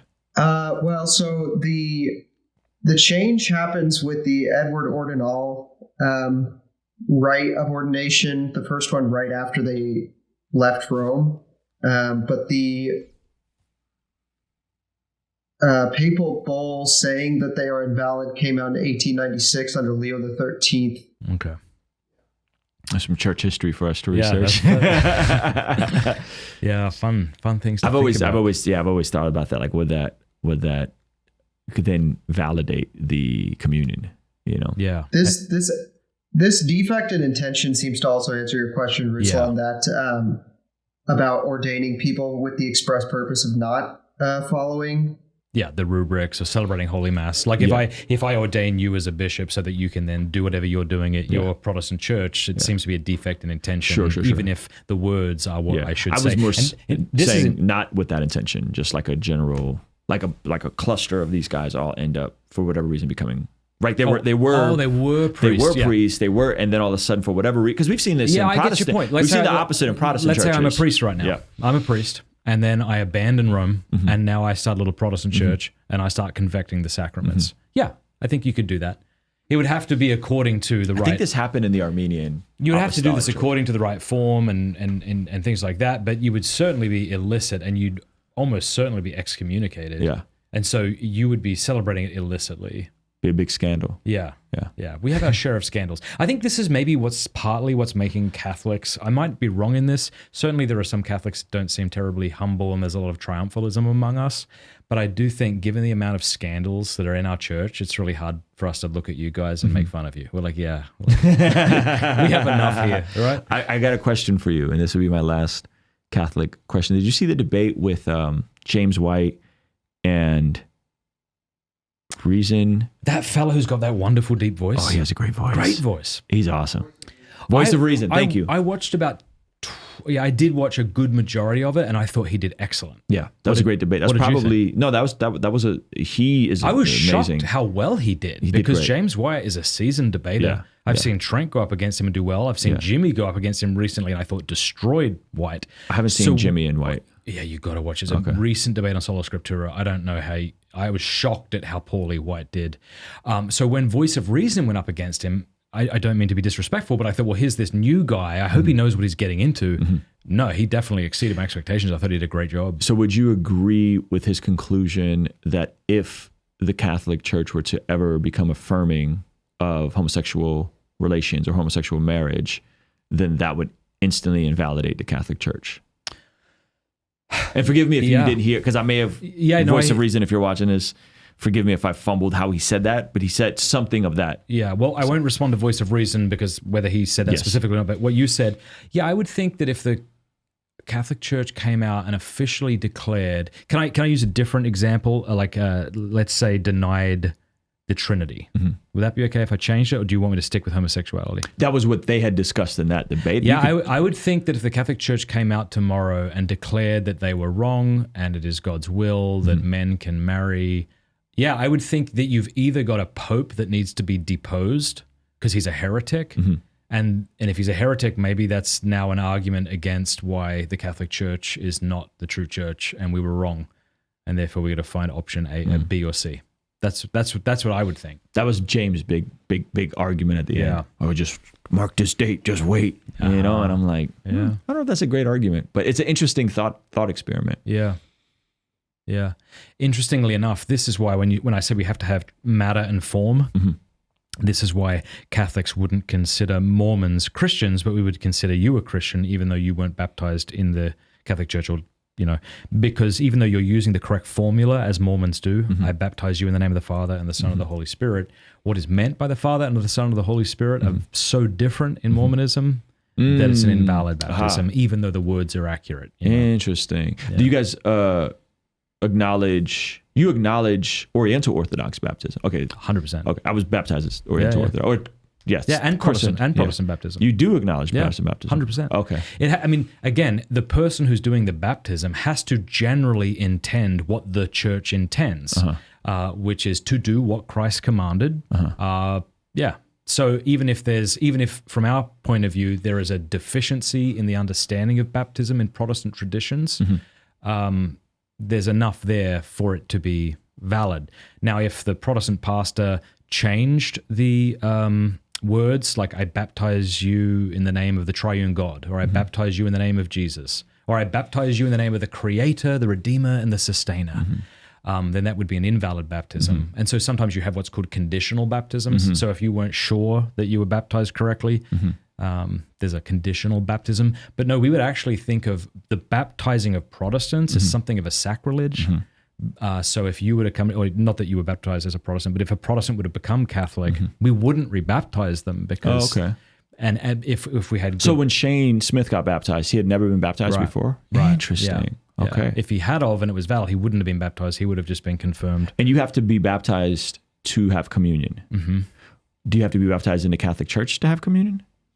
You have to have Catholic faith in communion and be free of mortal sin to receive communion. So, and here I'm not a theologian, so I want to ask forgiveness of everybody who knows more than me, which is many people. But if you were dying right now and a Catholic priest were here, he could give you communion if you gave some sign that you accept the Catholic teaching on communion, even though you hadn't been through RCIA or whatever it's called now, or whether you hadn't been confirmed. Got it.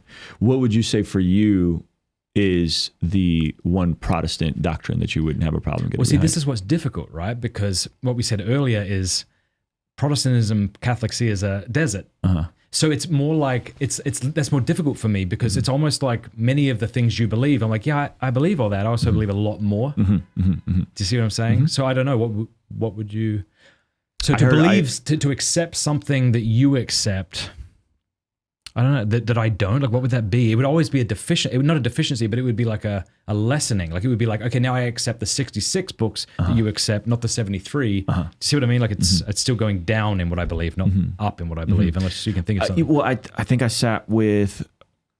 I heard from the Orthodox, we believe, and again, this is Orthodox, so I don't want to conflate this, but I think I've heard, we believe what you believe about the Bible, we just also believe in church tradition. So like we hold to sola scriptura, but we also, it's like sola scriptura and not sola scriptura. That's not right. The authority, the infallibility, the inerrancy, and we hold to tradition. So there's different ways of thinking of like the sufficiency of Scripture. So in Catholic theology, you can think of it as, some people hold to what's called material sufficiency, and sometimes people hold to formal sufficiency.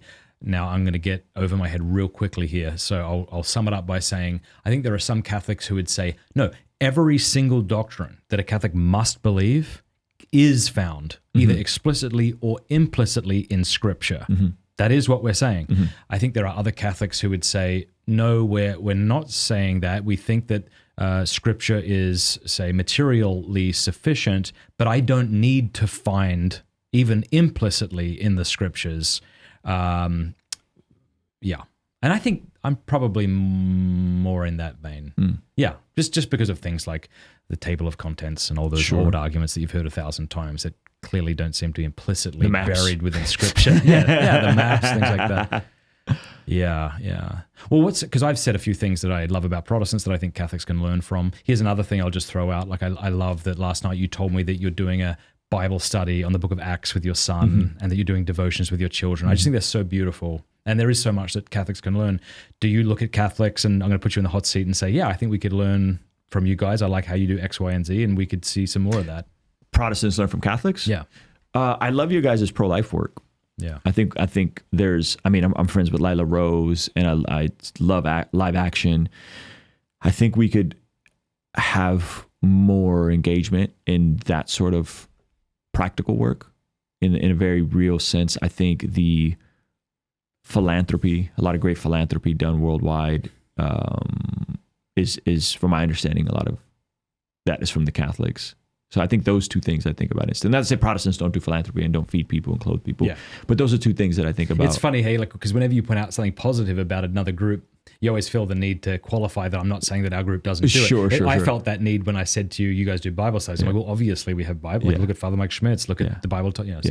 But yeah, that's really cool. I think what you said earlier that Catholics, you said maybe more and more you're encountering Catholics and Orthodox who seem to be taking their faith seriously. When you grew up, maybe you didn't see that as much. I think there might be two reasons. There's probably multiple reasons for that. I think here's two reasons. I think one is it's always easier to find bad Christians in a big group of Christians, right? So Catholic Church is the biggest Christian kind of church. And so if you were, it's going to be easier than if you had a small church up the road at First Baptist. I think the second reason is it's becoming a lot less socially acceptable to be a practicing Catholic today, right? Interesting. Like maybe in the 80s it kind of was, whereas now if you say, no, I'm a practicing Catholic, like that's a threat, I think, to the modern establishment or those on the left and maybe on the right. Yeah. And so you don't willingly play that card. It's not a popular team to be on. Yeah, like they're like, oh yeah, like sex abuse scandals, or like you're against a woman's right to choose, and you hate gay people. Like that's what it kind of means, even though we don't hold those things. Sure. But that's what it means in the minds of many people who hear you. Yeah. So I think for that reason, it's kind of like weeding out those who never were really committed to begin with. Right. Think. No, I think that's fair. Yeah, it's not. It's like it's almost like being a fan and wearing a jersey of someone that isn't celebrated in culture. Yeah. I think, so it probably requires a bit more boldness, but I feel like that's kind of all Christian streams right now, or all Christian streams that are coloring within the lines of what we would consider orthodox doctrine or main things, essential things. So yeah, I think that's, you almost have to be okay with being contrarian now to be like, I'm Catholic, I'm Orthodox. That's the new rebellion. Yeah, because a lot of Protestant churches, especially like in the neo-evangelical space, will invade aspects of culture without having to take any public hard stance, right? My pastor just talked about this. We talked about how you can not take any stance on LGBTQ, the unborn, and just be like, well, we have those conversations privately. And it's like, whoa. No, we don't. Like, we got to share where we are publicly and counsel people privately away from those behaviors. Yeah, that's good. So what good are you seeing taking place? Do you use the term Protestant? Is that what you like? Or evangelical, you don't care? I don't like any of those labels. You don't like it? Yeah, fair enough. Well, what good are you seeing, though, in this community? Like I could easily in my world tell you what I'm seeing in the church that I find great hope in, but I suppose in whatever your community is, the kind of non-Catholic Christian Protestant community, what good is taking place right now?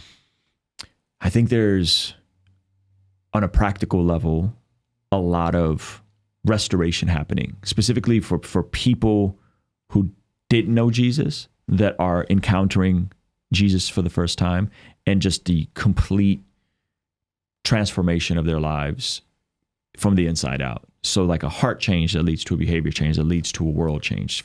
I'm seeing that everywhere. Some family members that, just start going to church, and within 8 weeks, everything about their life is different, really? And now they're wanting to have Bible studies all the time, and they're wanting to do things, and everything is completely transformed. And I'll tell you who that is off the record. So I'm seeing that like up close and personal. People completely become different people within very short windows of time, and then continue walking in that for a lifetime. I've seen people go from, hardened criminals, murderers, to God give them a second chance because a law change. They come out and they completely transform everything, build businesses, lead lives, become fathers, and completely change their like surrounded communities. I got a close friend of mine who had a life sentence, and for whatever reason, the law changed in California, and he came out and completely is like one of the most positive contributors to his local communities, an entrepreneur now. And this was a guy that was in a gang and was a part of a murder drive-by situation that for whatever reason that thing changed. And so I'm seeing a lot of folks that were like lifers that completely have transformed their lives, and not just their lives, but like their communities. We're seeing in some of the charismatic streams that I flow in, like we're seeing miracles, and we're seeing people healed. We're seeing, my worship pastor had a form of cancer that definitely came with life. It was leukemia actually, and just prayer and fasting, and for whatever reason it mutated, and all of a sudden all he had to do was take a pill a day for the rest of his life. But that pill came with him not being able to have kids anymore. And then he had 3 kids after, despite being told he'll never be able to have kids again. So we're seeing like miracles in a real way that are just beyond me. I think ultimately the greatest miracle is salvation, like a change, transformed life. But it's also really powerful to see prayers get answered and people healed of stuff that you're like, how did this happen? So we're seeing that. And I would just say on a global scale, it seems like there's something in the air with, and I don't want the Protestants to take the credit for this, but the explosion of like Christianity in parts of the world that is not allowed. So we're hearing reports of millions of Muslims in Iran getting dreams and visions of Jesus. Okay, I love that. I've heard that. Yeah. What do you mean we, and how do you know this is authentic? So the reporting I'm hearing from a couple different sources, Dr. Michael Brown, who's a pretty big voice in the charismatic community, has sent, his school of ministry has probably sent hundreds. Is that the fellow with the sweet mustache? Yes. Good. Yeah. Probably hundreds, if not thousands of missionaries have gone out to those parts of Pakistan, and they've even had folks get martyred for the faith that came out of their school of ministry. And so a lot of what they're getting is from Iran. And then... So slow it down for us if you know a little bit more about it. So you've got these Muslims who are having dreams of Christ. Dreams of Christ. Dreams of Jesus appearing. Do you have any specific kind of from what I'm understanding is there's baptisms that are like everywhere, and these folks are not on social media with it because it can potentially cost them, a lot. And I want to say CBN has ran multiple news stories on this in Iran, and then they're denouncing Islam and. Thousands denouncing Islam. And there's thousands of mosques closing all over Iran. Praise be to God. Yeah, so those are the types. And again, I don't want to be like the Protestants or like it's not the Protestants. The Lord is doing it, but they seem to get connected with Protestant churches. And so those are the things that I'm seeing that I'm just kind of like, doesn't that take balls to go into a place like that and evangelize? Yeah. I was in the Middle East and this group from Saudi Arabia invited me to come and speak at one of their things. I'm like, what do you mean one of your things? Like, well, we have this barn. Unfortunately, a bunch of people got arrested recently because we left our shoes all outside and the police got suspicious, but would you come and speak? And I'm like, part of me wants to say definitely. Part of me wants to check with my wife. I'm thinking no. From my understanding, what they're doing in Iran is that they are broadcasting preaching through the radio, leveraging technology, and then they're able to catch this on like analog radios and hearing the gospel. Can I not just thank Protestants for that? I think I want to thank Americans for that. Yeah, Americans are so sweet. And cool. I don't mean sweet. By sweet, I mean like cool sweet. Like they'll find a way to do it. Like we've got this. We'll hack this. Yeah. There's been a lot of leveraging of technology very early. Like if I went back and did a study on the very early uses of the radio was actually by a charismatic preacher woman, and I can't remember her name right now. But I do a thing for YouTubers, and so the early uses of the radio was like Christian radio. Some of the earliest uses for the microphone and the speakers was for these crusades that Billy Graham was using. Yeah. So a lot of the leveraging of technology kind of being first to like whatever the means, we want to use the most fastest means to get the word out, is usually being driven by. I'd say pornography is probably at the front, but maybe the Protestants behind them. Yeah. Well, like the development of the internet was totally championed and pushed by the desire and propagation of pornography. Yeah, but the TV, like a lot of that early TV stuff was like Christian TV as well. Right? They the printing press. Yeah. I mean, you've got the King James version. That's right. It wasn't the King James version. What was the first Bible that came off the printing press, Josiah? I think it was a Catholic translation of the Bible.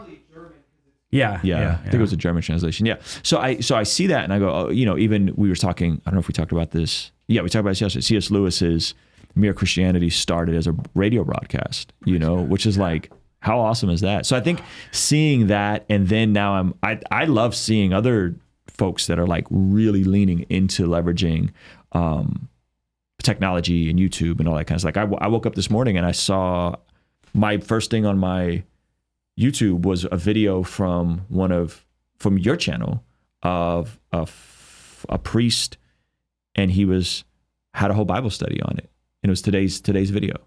So like I love. What was that? I don't know. You want me to tell you what it was? Yeah, I was like, oh, this is so cool to see everyone now really leaning in to leveraging technology. Yeah. I'll tell you right now. Sorry. Yeah. No, take your time. This was.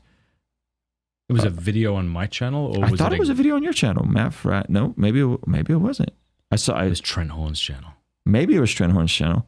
I clicked into it and I was like, joking. No, it was Pints with Aquinas. It was definitely Pints with Aquinas. There's a video that went out this morning. Give us a look. This morning? Wait. It would have. It just popped up on his feed this morning. Oh my gosh! I gotta find it. Take your time. Yeah, there's a great quote from Dr. Peter Kraft, who says, "When an enemy is at the door, feuding brothers reconcile." And I think I know that gets dangerous, right? I know that we can reconcile, but we haven't actually reconciled because there's still much that divides us. And I'm certainly not talking about a sort of soft ecumenism and championing that. Can rich people go to heaven? I love this video. Yeah? Yeah. When did that come out? It came out a day ago. My bad. Not this morning. Yeah. Father Gregory Pine. Did you watch it? Did I watch the whole thing? Was it good? It was great. Go Father Gregory Pine. Yeah. It was great. It was, I went back and wasn't it Clement that wrote The Saved Rich Man? What was the book called? Sure. Yeah. There's a book from early church history about that parable where Jesus talks about it's harder for an eye to enter the camel into the eye of a needle. Yeah. And I want to say one of the Clements wrote a book engaging with that because they started to Clement of Alexandria. That's right. They started coming to faith. Like rich people started getting saved, and so they had to like deal with this whole like how do you reconcile that with this teaching of Jesus? And that's what that video reminded me of. Wow. I was like, this is so cool. Yeah, because I think that's But what did you like about it? What did you find hopeful? Was it that it was were learning from a priest and we were? Yeah, I think okay. So when I hear the gospel or when I hear Christian teaching in Russian, which is my first language, that's amazing. There's something to, I don't know if it's a novelty thing, but there's something to like good teaching from language and terminology that I'm not used to hearing. Mm-hmm. That could be generationally, or that can be a stream of Christianity, or that can be actually be a different language for me. So when I'm hearing good teaching in Russian, just as simple as the gospel being declared in Russian, some of the my Russian's not the best, but some of the terminology might be different. I'm learning new words, vocabulary, and it's like watching Chronicles of Narnia as an adult, and seeing how clear the allegory of Aslan and Jesus and all that stuff is. It just kind of hits you differently. It hits me differently, at least. So when I'm watching a Catholic explain how we don't succumb to the love of money and how we and the trappings of money and the way we continue focusing on other people and serving other people, it's like it's a lot of the stuff I already know, but it's packaged slightly different, and the vocabulary and the vernacular might be slightly different. So it kind of hits me a little different. I get exactly what you're saying. Yeah, when people use different language to express the same thing, it you hear it afresh sometimes. Yes. It's like Aquinas on the natural law, and then hearing C.S. Lewis talk about it in Mere Christianity. They're saying almost the same exact thing, but it's just slightly different. It's like when children express something about the beauty of nature, but they don't have the language to say something sophisticated. And so they say something that to their mind is quite inadequate, but it strikes you as quite beautiful because it's so... Similar when you encounter new converts and, you know, here you and I are with our fancy theological language, and they come along and they express it in such a simple childlike way, and it cuts you right to the heart. Yes. And you know that, this is real. Yeah. They didn't know the language first. They had the experience, and now they're trying to communicate. Yes. And so I think there's beauty in seeing the different streams of Christianity sharing their same teaching, same essential idea, but framed or phrased slightly different. Men, do you feel stuck in old idols or burdened by the pharaohs of our time? Do you know that you're capable of so much more than you're giving today? Exodus 90 is the #1 freedom app to help you become the man you were created to be. Exodus 90 is a powerful 90-day journey to freedom in Jesus Christ, and it starts on January 20th. I've met so many men from all around the world who have been blessed by Exodus 90. So download the Exodus 90 app today to join tens of thousands of men from all around the world for Exodus 90, starting January 20th, leading up to Easter Sunday. We all have pharaohs and idols in our lives, things that hold us back from being who we were created to be, things that keep us from love. It's time to leave our pharaohs and idols behind to journey to uncommon freedom in Jesus Christ. Join the men of Exodus 90 and Father Boniface Hicks, Benedictine monk and renowned spiritual director, who is the spiritual guide for Exodus 90 this year. We will establish daily habits of prayer, discipline, and brotherhood as we journey to greater freedom in Jesus Christ. So, go to exodus90.com/Matt to learn more about Exodus 90. That's exodus90.com/Matt to join tens of thousands of men from all around the world for Exodus 90, starting Monday, January 20th, and leading up to Easter Sunday. All right, so we have questions from our supporters. By the way, hi everybody watching. Would you please consider becoming an annual supporter on Locals, mattfrad.locals.com? When you do, we'll send you a free Pints of Aquinas beer stein. You just have to pay for shipping. You'll get these episodes 1 week early before they hit YouTube. You'll also get access to my exclusive live streams that I do every morning. It really helps us out. We have a lot of expenses, and you guys make this show happen and hopefully get better and better.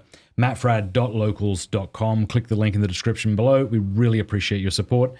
So these are the wonderful people who have questions for you. I haven't read these questions yet. I do not vouch for them. Okay. We'll start reading and see what happens. J.R. Cleary says, what keeps Ruslan away from belief in the necessity of the sacraments? If we've talked about some of these things, we don't have to talk about them again. Sure.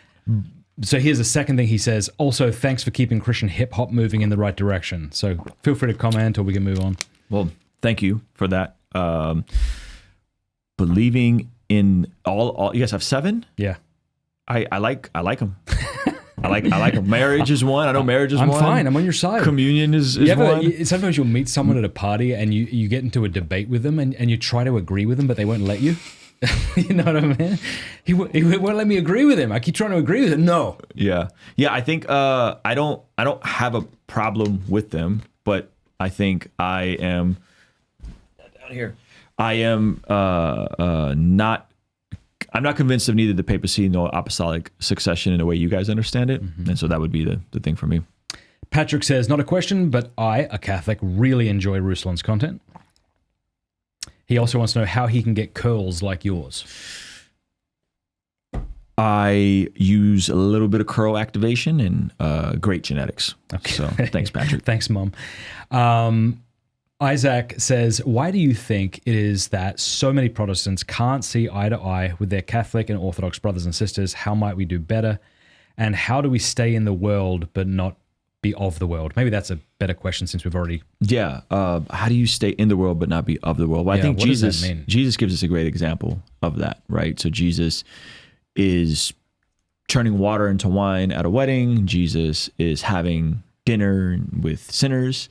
And yet Jesus is in a synagogue and has friends that are Pharisees, and there's a duality there that I think is beautiful. So one, I think we do our best to study the life of Jesus and follow his example. 2, I think we commit ourselves to devotion to our faith and making sure that our faith is a practice. And I think 3, James says, true religion is to care for the widow and the orphan and not be polluted by the world. So there's a doing and then there's a withholding There's a serving and there's a let me not be corrupted by the world. And I think we got to have that balance. So how do we not get corrupted by the world? I think, in my opinion, is by caring for the least of these. The framework I love to use, and I'd love to hear your thoughts on this, is so many people in my circle get really into like the end time stuff and the prophecy and the last days and all that kind of stuff. But if you actually look at Jesus's teaching on that in Matthew 24, it's a beautiful segue into Matthew 25, where you go from the crazy stuff happening and all the wars and the rumors of wars. And then Matthew 25 opens with two parables and the final judgment. The first parable is the wise and the foolish virgins, and one of them being prepared for his return, one not being prepared. Then it goes from the idea of living with the imminency of Christ, he can come back any moment, into the parable of the talents, which is probably my favorite parable, right? He gave some 5, gave some 3, gave some 1. The one with the 1 buries it. The one with the 5 doubles up. Well done, good and faithful servant. But then from there, it goes right into it's no longer a parable, it's the final judgment. I'll come back and I'll say, when I was naked, you clothed me. When I was hungry, you fed me. When I was in prison, you visited me. So I think we probably, to both good and bad, like the adding of the verses in the chapters, but those are all supposed to be read in context. Matthew 24 flows into Matthew 25. And so Matthew 25 is this beautiful picture of like, live as if Jesus is coming back by making the most of your time, talent, and treasure for the sake of the least of these. And if we care for the least of these by being faithful and stewarding the time, talent, and treasure we've been given, I think that's a recipe for removing oneself from being polluted by the world, right? And so that is how simply I can. So there's both a doing and a keeping back. But too many people just want to do without replacing. You got to replace the bad vices. You got to replace those things with the doing of the good vices. And if you're not filling that space, you're just going to be stuck and continue being polluted by the world. Thank you. Yeah, increasingly I feel like reading the Gospels and the epistles is like a spiritual wheel alignment. So what I mean is, if you don't really meditate on the scriptures, you can accidentally, through your own philosophizing, start ending up in sort of heretical views, right? Yeah. So you might think that God hates you, right? Like you might think that, what's that? What's that squeaking? Okay. You might think that Jesus isn't kind, yes. That he hates you, yep. That he's looking for a reason to condemn you. Or you might think hell doesn't exist. Like if a God is all loving, then he wouldn't want anyone to go to hell. Since he's all powerful, he would see that they don't. Yep. Or you might start to get so interested in how your liturgy looks or particular doctrines, or maybe you're so hung up on, I don't know, like why homosexual marriage is not a true marriage. Great, that's true. But then what happens is you read the scripture and sometimes it's like cold water in the face. Yes. You're like, oh, wow, he's telling me to love the poor everywhere. Yeah. And I haven't been doing that intentionally at all. Yeah. And then you try to say to yourself, well, I guess in some sense I'm trying to instruct the spiritually poor because I'm helping them understand gay marriage isn't marriage. And sure, there's truth to that as well. Yep. But I'm pretty sure when he said clothe the naked, he didn't just mean that allegorically. Yes. Like there's probably a sense in which you should do that. And it's quite confronting. Yeah. Like I feel unsettled when I read the judgment account. He doesn't say, and it's not because doctrine's not important. Everyone's going to misunderstand this and get upset in the comments. This is the 1/3 of the comments, right? But obviously, it's crucially important. But apparently, at the last judgment, he's not going to say, "So you believe that Christ had 2 wills, human and divine?" He's going to say, "Did you care for the least of these?" Yeah. Wow. That doesn't mean heresy isn't deadly, all of that. Yeah. But that's confronting to me. I get nervous when I read the Gospels. Yeah. Yeah, as we should. Yeah. And I think the world is sort of like standing in an elevator with a bunch of people and they all have the flu. It's just, you're going to catch it. Yep. So part of it's not just retreat from the world in this aspect and given this aspect. I think part of it is just like this humility of continual repentance. Yes. I mean, how many times has a fellow Catholic said to me, you got to check out this show? And I'm like, all right. I start watching the show and within 10 minutes, there's this outrageously graphic sex scene. And I think to myself, I'm pretty sure Christians aren't supposed to be watching other people having sex. Like, I'm pretty sure we shouldn't be on. Yeah. So why would they think not only that this is acceptable for them to watch, but to recommend that a brother watch as well? Yeah.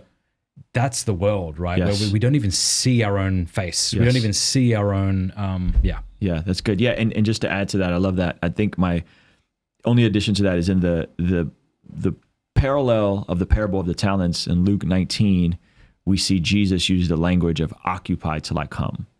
Tell me about that. Yeah. So he's talking about the 10 bags of gold, and it's the same it's the same idea of stewardship in the Luke version, and he's saying this, and then he's in a modern translation it says do business with this until I come back, right? But in the KJV it says occupy till I come, which I love that language. Like, we are called to occupy and subdue and to be faithful. I love that. Here and now. And I think sometimes it's either too much retreating or it's too much worldliness, right? Like, someone recommending you to watch a show with an explicit scene is crazy to me.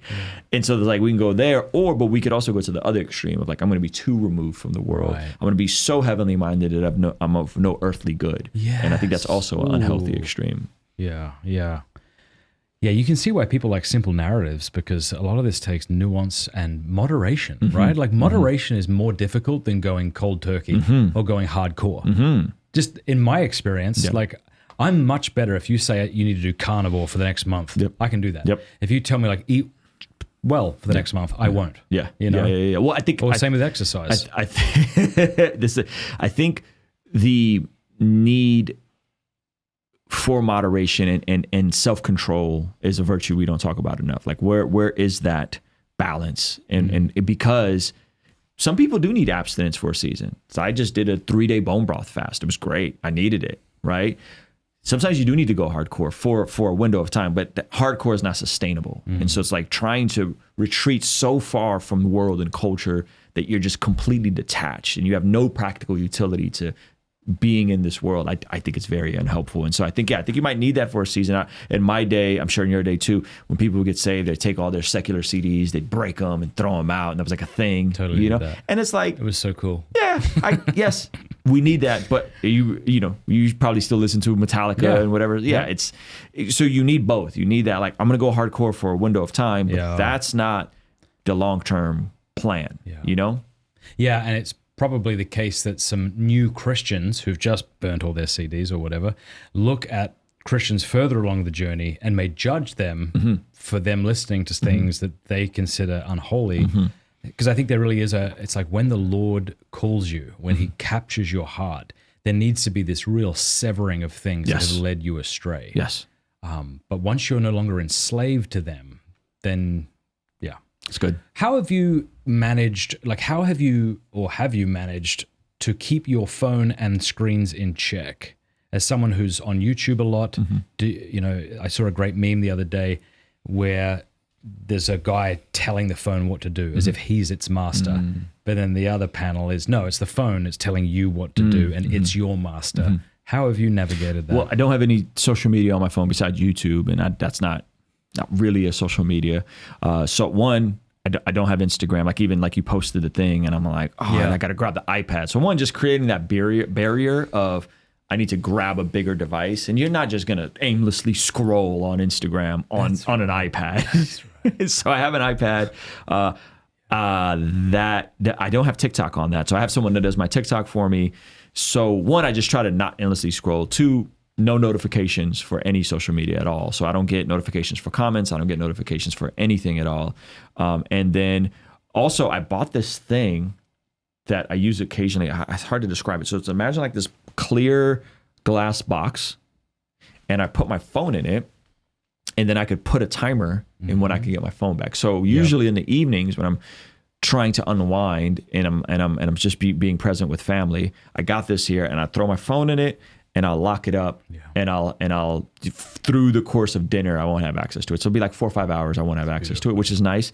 I have one in the studio too, where sometimes me and the guys will use it when we're like, we gotta lock in. That's been good. Leaving my phone out in the kitchen in for the evening time, so that I'm not taking my phone with me. And like, my wife has a phone. If there's an emergency, she can use her phone. But it can easily drift into that like compulsion using. And so and then I generally don't read comments unless it's the highlighted comments on the YouTube Studio app. So whatever, like if you were to leave me a comment because your account is verified and you have subscribers, YouTube will work that up. And so I'll see if a creator reaches out or something like that. But generally I don't go digging into my comments. I don't really react to like my Instagram comments because that stuff can suck me in. And I tend to have like kind of like an addictive personality. So I try, I'm not perfect at it, but those are some of the practical ways of just consistently trying to have as many barriers to get into stuff. So even like I can get on Instagram, but I got to go to the Safari browser. It's a totally different experience. It sucks. So good. I need it to suck. I need it to not be easily accessible for me. That's good. Yeah. Yeah. Cause I'm concerned that, like as Christians, we should look different. Right. And often the only way it seems that we look different is what we're doing or not doing with our genitals, like that's how we're different. Like I'm faithful to my wife, or I don't look at pornography or something like that, or I try not to, My concern is when it comes to the phone, that the only way we're different to the atheist is that we try not to look at porn. It's like, oh gosh, surely it should make us feel more uncomfortable than that. So it's nice to hear how different people are sort of struggling. That's really cool about the glass container. Yeah, I'll send you the link for it. It's pretty fun. I guess if you had, if you needed it, or you had no self-control, you could always throw it on the ground. But that's pretty extreme. Cut your eye off. You're unlikely to pluck do your that. eye out and cut your arm off to cause you to sin, right? Yeah. I've seen folks like go to the dumb phone. Like that's a big movement. I've tried it several times, and I had great success for a time. Okay. But then what would have to happen is like I'd have to go to Ukraine or something, and then I was like, now I'm not going to go with the dumb phone. What I do is like, you should send me this glass container link, because I would like to get it. Because one thing I do on the weekends, often, not always, is I'll get my backpack and I'll put everything that accesses the internet, my phone, my laptop, even my Apple Watch. I'll zip it up and I'll give it to my daughter. And I'm like, I want you to hide this from me, and I want you to pretend I'm going to look for it. And if I can't find it, you'll get $1 million. That's great. I got to try that. My 9-year-old would be pumped. Yeah, it's kind of fun. And of course, my wife, who may have more self-control than me, or may not, but doesn't realize it, says, well, just put it in your drawer and don't use it. I'm like, are you kidding? My wife is the same way. What the hell is wrong with you? She has incredible self-control, and I'm just like, I can't just not have the dessert. I can't just not. I got to hide it. It can't be in the house. That's right. I mean, when I started doing this, I would take my backpack to a friend's house. I'm like, take it from me. If I come back before Monday morning, I need you to mock me mercilessly. I was like, you got it. I've always wanted to do that. As I would back out of the driveway, I'd go for my phone instinctively to tweet. Almost like the phone has become a part of our body, and it's a bodily function. Yeah. Sometimes I'll say to my wife, what did John say about such and such? And she'll pick up her phone to like open up an email. So, and I hate that so much because it just distracts or interrupts conversation. So now I'm like, what did John say about such and such? If you only if you know, please don't look at your phone. Yeah. No, that's good. I'm gonna try that. And make it. The more you can gamify something, the funner it becomes. Gamify. Yeah, if you take it like that, that's a game. It becomes a game. Okay. Hey, hide this, and let me find it. But I just find that every single time, I love it. It's like there's a part of me that relaxes. Yeah. When I'm in internet space, it feels like I'm always like replying and seeing and commenting, even without realizing it. When I get rid of it and I know it's not an option, there's this deep relaxation that takes place in my body, and the days are longer, like they used to be when we were kids. I know that sounds romantic, but it feels like that. Yeah, no, I like that. Yeah. So your YouTube channel, you guys crush thumbnails. Thank you. And have you ever been accused of clickbait? Like you guys are just trying to drum up stuff? Because I think there's a distinction between clickable and clickbait. To me, clickbait is a deception. Clickable means you make it super enticing, but you give what you deliver. How 100%. Do you see the distinction? You give what you deliver. You give what you promise. That's what I meant. Yeah. YouTube does not reward clickbait, meaning that if I package a video, Jordan Peterson gets baptized, and it's a Photoshop version of him with a circle, and we make it look like we take the pictures of Shane Smith and we swap it out and we make it look like Jordan Peterson's getting baptized. And I put that up, and then everyone clicks into it, and then that's not what the video is about. That didn't happen. YouTube will deprioritize that video. Even if you get the initial click of a couple seconds, within the algorithm, they'll know that people aren't watching this because it's deceptive. So they'll watch like 20 seconds and then stop. And then they'll click out. Yeah. And so YouTube will deprioritize that video. So the accusation of clickbait I think is silly because one, no one wins. The creator doesn't win, YouTube doesn't win, the audience doesn't win. No one wins when actual deception is happening in clickbait. And that's the definition of clickbait that I have understood to mean is like, hey, it is deceptive. You're saying the video is about this, but it's not about this. If we package a video that's clickable, that's interesting, that we call it click bless. We get you into a video, sometimes maybe appealing to some of that, you're hungry for drama, right? We have a video called The Situation with the Chosen Just Got Crazier. And so someone might be coming there looking for drama. Ooh, what do they do now? And then it's like, hey, they launched 5 new shows. They got this. That's crazy. Great job. Oh my gosh, Jonathan is doing the cartoon. This is great. Okay, you came looking for drama, but we blessed you with something good for your soul. That to me is not clickbait. That's click bless. We hit you with a little bit of a bait and switch. It's like I don't know if you guys ever did this, but we used to get the pizzas to get people into youth group. 100%. And then when they got there, you get the pizza, but you hear about Jesus, right? That's a great analogy. So I think that's different. So I think the accusations of clickbait is just not, to me, not understand, or using a different definition of it. It's like people saying the patriarchy is bad. Patriarchy is bad. Well, what do you mean by the patriarchy? Because I think we're saying 2 different things. When people of faith say patriarchy, we mean the head of the household is the husband in the way that Christ is the head of the church. Right. That's what I mean by patriarchy.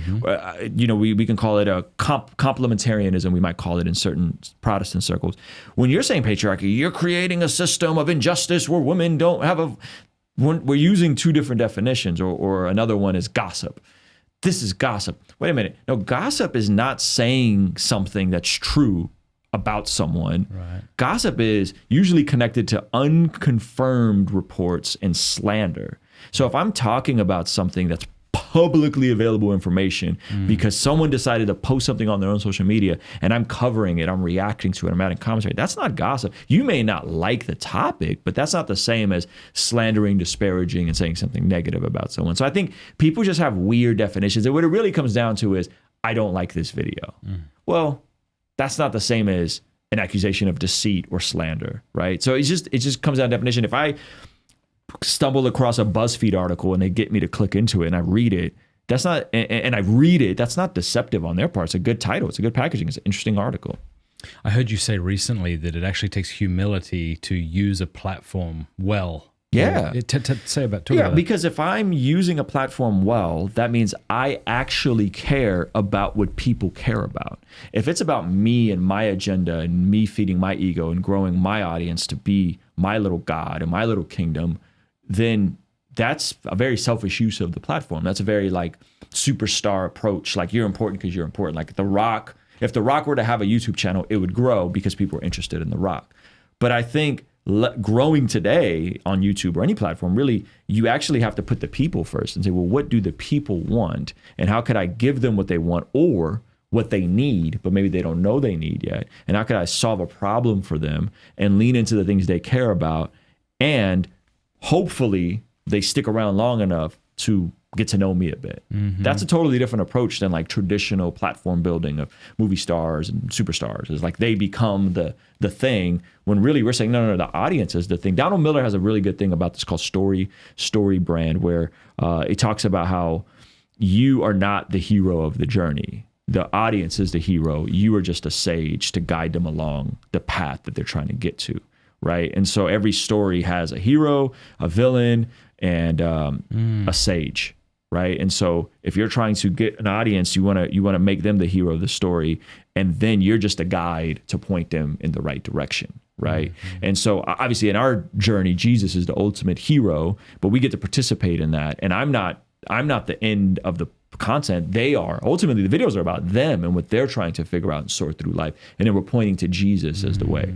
I love it. I love that you've thought through this so well. Have you published a video, and I won't ask you which one, have you ever published a video that you thought, yeah, we shouldn't have done that, or I wouldn't do that today? Oh yeah, tons of videos back in the day. I mean, again, a lot of our celebrity pastor videos that I've taken down, I was like, oh man, not that I said anything slanderous or lies, but just that were not true. Not true, not edifying. Yeah. They weren't edifying. And so there's been a handful of those we've taken down. I'm trying to think of something more recent. Not a whole video, but we will get an update on something and I'll go out and clip something out. Can I affirm you here. Sure. We don't have to talk about the specifics, Yeah. but I saw a video that you published recently where you said that somebody held to an erroneous view. And I know this fella, and I wrote to you and he doesn't hold that view. Here's proof of it. And you went, cool, I'm taking it out. Yeah. And I just thought that's a really stand-up thing to do. So good for you for doing that. Thank you. Yeah, and I think this fella too, he was really edified by that as well. He doesn't know who you are, but he now knows you're a stand-up guy if you were willing to do that. Yeah. I think there's times where if I have information that's inaccurate, there's nothing wrong with going back and taking it out and saying, hey, this was inaccurate. Sometimes I'll make a correction video as well. Like, hey, this was said, this source was faulty, something new has developed. So yeah, I'm trying to think of something recently that I wish we hadn't made that video. I can't think of anything within the last year or so. More about like packaging and trying to find an angle to a video that may not be there, So if the hardest thing for me, and this is why I admire what you do so well, is like when we're trying to package for mass market and a younger audience, it's very tricky to take a podcast conversation like this and try to create interesting topics that people care about without forcing something. And so we've had moments where we've like, okay, we're trying too hard. There's not enough tension within this conversation. How do we create tension in the conversation that's just honestly a wholesome conversation? That I think is the next unlock. If I could figure out how to just take great wholesome conversations and just title Matt, Frat, and Ruslan talk about Jesus, like package that and make that interesting, I think that's going to be the next unlock. But that's very difficult to do. They love it. Okay, the Roman, who supports us on Locals, says, Ruslan, as a cultural observer and commentator, do you find it difficult with people in the hip-hop culture who claim to walk with Christ but pull followers away by living that weed and excess life? Keep fighting the good fight. We can be relevant and swaggered, but still let people know it's okay to be with the Lord and not seem out of touch. Well, the Roman, that's a great question. I will say this, for whatever reason, in my relationships with, I can only speak to people I know who are Christians. People who are Christians and proclaim to be Christians that have this sway of walking people away from the faith, once they start dabbling in things they shouldn't be doing, weed, drinking, excess, they don't continue having much influence. I'm not sure why that is, meaning that if they don't course correct, usually the Lord will just like you're done. You're going to get sat down. And so I've never seen a Christian artist who has influence over people lead people astray because of lawlessness in their personal life. I haven't experienced that. Now, there are mainstream people that I think are pushing some dangerous ideologies, but on a very, I know this dude loves Jesus and he's a Christian. Folks who start drifting from the faith or start smoking weed, usually their careers will come unraveled, and they won't have the same influence that they used to have. Their numbers do. No people stop being interested in them. The people that you see, and I can only speak for my friends, but like the Lecrae's and folks in that world are like living wholesome lives. They're living good lives. They're honoring Jesus. They're not abusing substances. They may have some views I differ with, but they're not out here like living lawless and leading other people to live lawless. That has not been my experience. Catholic Viking says, do you feel a need to only listen to Christian music because of your own music? What are some of your favorite types of music or artists to listen to just for fun? Hint, Catholic lo-fi is the correct answer, he says. If you actually, I know earlier you mentioned a few people like Forrest Frank. Could you just, off the top of your head, list several hip-hop or rap artists that you would recommend? Yeah, hip-hop artists, I would recommend Indie Tribe, John Keith, No Big Deal, their collective, Tori Deshawn, DJ Mike LV, Mowgli, great collective. And then they're all amazing independent solo artists in their own right. There's a handful of folks like Jay Monty, who I think is a stellar artist named Caleb Gordon.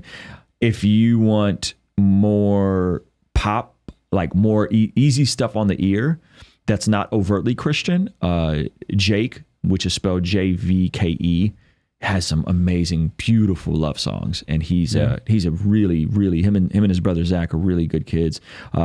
Forrest Frank, my buddy Nick D, all Christians, all love Jesus. Graham, who produces a lot of Nick D's tracks. There's a lot of really good music out there. Paul Russell had one of the biggest songs called Boo Thang that was last year on TikTok, massive song. His album's great. It's clean. He is again, it's not overtly Christian, but it's clean, it's positive, it's upbeat. There's nothing disparaging or derogatory in it. So there's a lot of good stuff out there right now. Tell us about these journals you have. I'm actually curious. Yes. What are they? Well, first of all, my apologies. I totally forgot to pack them. I forgive you. Yeah, so we have these prayer journals, and it's really, I've always benefited from just keeping a moleskin and just writing out my prayers, and then being able to go back and look at the things I'm praying for and how much we pray for that we forget. It's so important that God answers. And so I said, hey, I've been doing this for a while. It's actually been one of the only ways I've been consistent at praying is by writing out the prayers. And a couple of years ago, I was on someone else's podcast, and I was kind of floating the idea, and the guy, his name's Brandman Sean's like a branding expert. He's like, no, you need. I wasn't even really sure where he was at with his faith at the time, but he's like, no, you need to do that. That's great. You need to do that. And so we got the first prayer journal, which is just a very simple prompt that follows the Lord's Prayer. You start out with praise.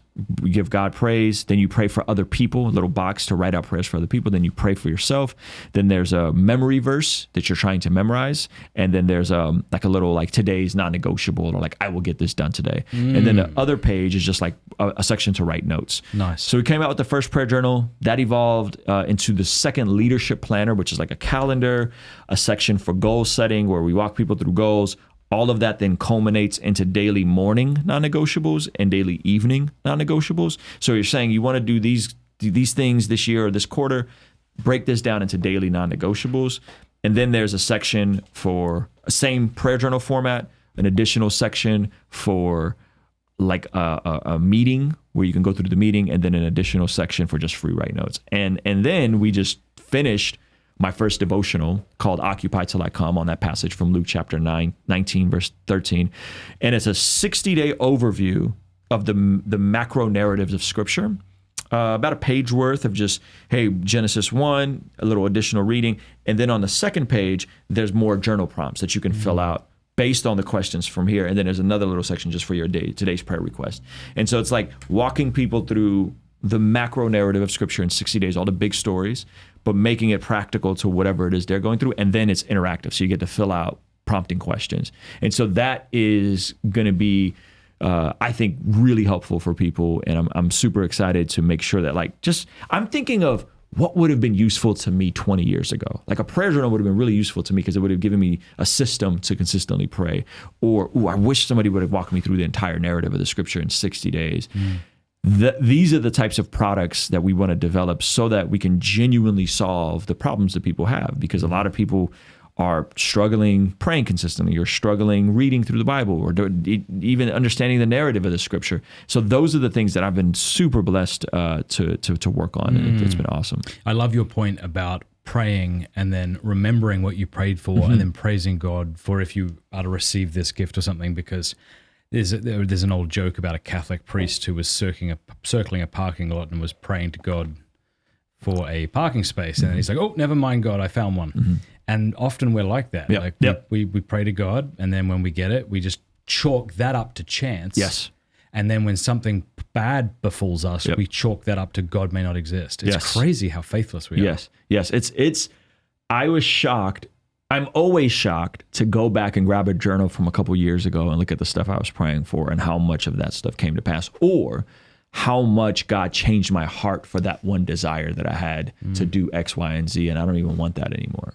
Yeah. Is this used as a daily planner, or no? This is more like a the leadership journal has a daily planner in it. Wow. It's a macro calendar, and then you can again break it down, so you can use it as a regular like hard planner. I end up using it as trying to remember different people to pray for. And so I kind of write it out as I got these things going on in this month, but I also try to jot down the name of remembering to pray for different people as well. Why do you have is it 2 channels or 3 or 4 or 5? How many channels do you have? We have my main channel, RuslanKD. Yep. That is primarily around faith and culture. We have Bless God Studios, which is primarily podcast clips and more current events, cultural commentary, stuff that doesn't make it on the main channel, usually less produced, less edited, more like podcast clips and some podcast. And we have a third channel that we've been dabbling with, kind of like a leadership business channel, trying to equip the next generation with just good, useful leadership principles. That one is really hard to stay consistent of, just between the two channels we have. And then I have like music stuff online on YouTube as well, but where we are trying to reconcile those, so I have control of those as well, because those are through my DistroKid. You think it's a good idea to separate channels like that? I'm currently thinking about my own channel and wondering if certain content would do better on a separate channel. The temptation is to think, well, because this channel's big, if I put these videos on this channel, it'll do much better. That's sometimes not at all the case, is it? Yeah, I think we like separation, and some people are coming primarily for faith. Then they don't want to hear about anything business related. So if we want to talk about something business related, or man, we just read this new business book, this new leadership book, this thing from John Maxwell, this, right? That doesn't really fit on the main channel or the clips channel. So we like having that differentiation. But I think if someone's like initially getting started, or like, I feel like a lot of your stuff is fairly focused. You have a very clear focus. It's not always necessary. You know, you might benefit from just a separate clips channel. So you put the full pod cast on here, and then put the clips on another channel. And that could be helpful. I think it just depends on what someone's objectives are. Yeah. Well, Ruslan, what else you want to talk about? Thank you for coming on the show. This Thank you great. for making all your way from California. What? It's at 2:30. It's 2:30. Yeah, that's all right. Anything else you want to talk about? Or? Nah, this was great. I got. Can I see this thing? Is this your beads, your rosary? Yeah, that's a chotki. This is cool. You must know the word chotki. It's Russian for knot. Shot key. Yes. Is that right? Okay. I think so. I'm freshening up my Russian right now, doing Duolingo. That's got to be cool. Yeah. What an advantage you have. To even know Russian a smidge must be terrific. Yeah. Do you speak any other languages? No. I barely speak English. Okay. Well, hey, listen, I would love to have you in San Diego. Yeah, well, thank you. I would like that. You're like the world's most interesting Catholic. Every time. Is that right? Yeah. You've lived everywhere. You're Australian. Yeah. Did you say you lived in Ireland? Yep. So maybe I could have you come out to San Diego. Yeah, but this is a chotki, so you just pray, Jesus Christ, have mercy on me. Same thing. That's it? Just the same Lord thing? Jesus Christ, have mercy on me. A sinner, yeah, constantly. That's cool. This is what I was talking about. I feel like the mind and the heart, I have this analogy. It's not terribly good. Maybe it's good. Yeah, sometimes I'll be sitting on a porch and my dog will wander off. And as long as he's close to me, it's okay. Yeah. But if he goes beyond where I can see him, I go, hey, Pushkin, come. Yep. That's his name, Russian again. Yeah. I like the Russians. Pushkin. And he'll come back. Or he used to before he died. Point is, I feel like the heart is like that. Yeah. And it's constantly being lured by sin and lured into sleep. And what we want is wakefulness before the Lord, a sort of attentiveness to the Lord at all times. And so throughout the day, I try to pray, Lord Jesus Christ, have mercy on me. Lord Jesus Christ, have mercy on me. And that's my way of sort of like calling my heart back to Christ, who's always present. Like we read, you're a temple of the Holy Spirit. Like you could go into a cave and meditate on that for 50 years and still be impressed. What does that mean? He's somehow within me. He's somehow more present to me than I am present to myself. And so that's what I like the Jesus prayer about. Yeah. That's beautiful. Do you find, I've sometimes met Protestants who they'll say, look, I obviously don't agree with everything you teach, but there's certain things about your faith that I kind of find endearing and I kind of wish I could do, like the rosary beads or the kind of confessionals in a dark church. I had a friend who was a Protestant and he just always wished he was Catholic so he could creep into a dark church and go to confession in one of those dark booths and things. Are there things like that? Like would you ever consider picking up the rosary and learning how to pray it? Or? I will say that just feeling this is pretty cool. Yeah. You know, I think this is going to sound, I am not saying this to be disparaging, but like having something to touch. 100%. Yeah, it's pretty cool. No, it's the sensual. Yeah. Yeah, I mean, we're sensual beings. Yeah. It's like having a nice Bible, right? Because someone could say, what's the difference? Just get a $1 Bible from the dollar store. You're like, yeah, but there's something about holding it and the feel of it and it laying flat. And Yes. I love the access to confession, like in a consistent manner. I think one of the things we talk a lot about is like confession of sin within my church and within community and within like accountability partners. But I love that you guys have like an order to it. Yeah. Like I think you guys and the Orthodox really have a nice means and a system for it that I think is a good practice. I would love to see that in Protestant circles. Do you know what the rosary is? Like vaguely? Vaguely, I do, but I'm not super educated on it. It's just interesting how we have different expressions and ways of meditating, eh? Because I hear what you're doing with your kids, and I'm like, my goodness, that's so beautiful. I need to incorporate that. But one of the things we do every night is we'll pray the rosary. And so the rosary is basically, you have 15 mysteries that meditate on the life of Christ and the Blessed Mother through Scripture. And so, yeah. Oh, yeah, that's a rosary. Look at that. So wait a minute. So this is not a rosary. No, that's a prayer rope. Okay. This is more structured. So you'll have 10 Hail Marys, a Glory Be, 10 Hail Marys, a Glory Be, etc. And the idea is that you meditate on a mystery from the Gospels. So, for example, in the joyful mysteries, okay, you begin with the Annunciation, where the angel Gabriel came to Mary.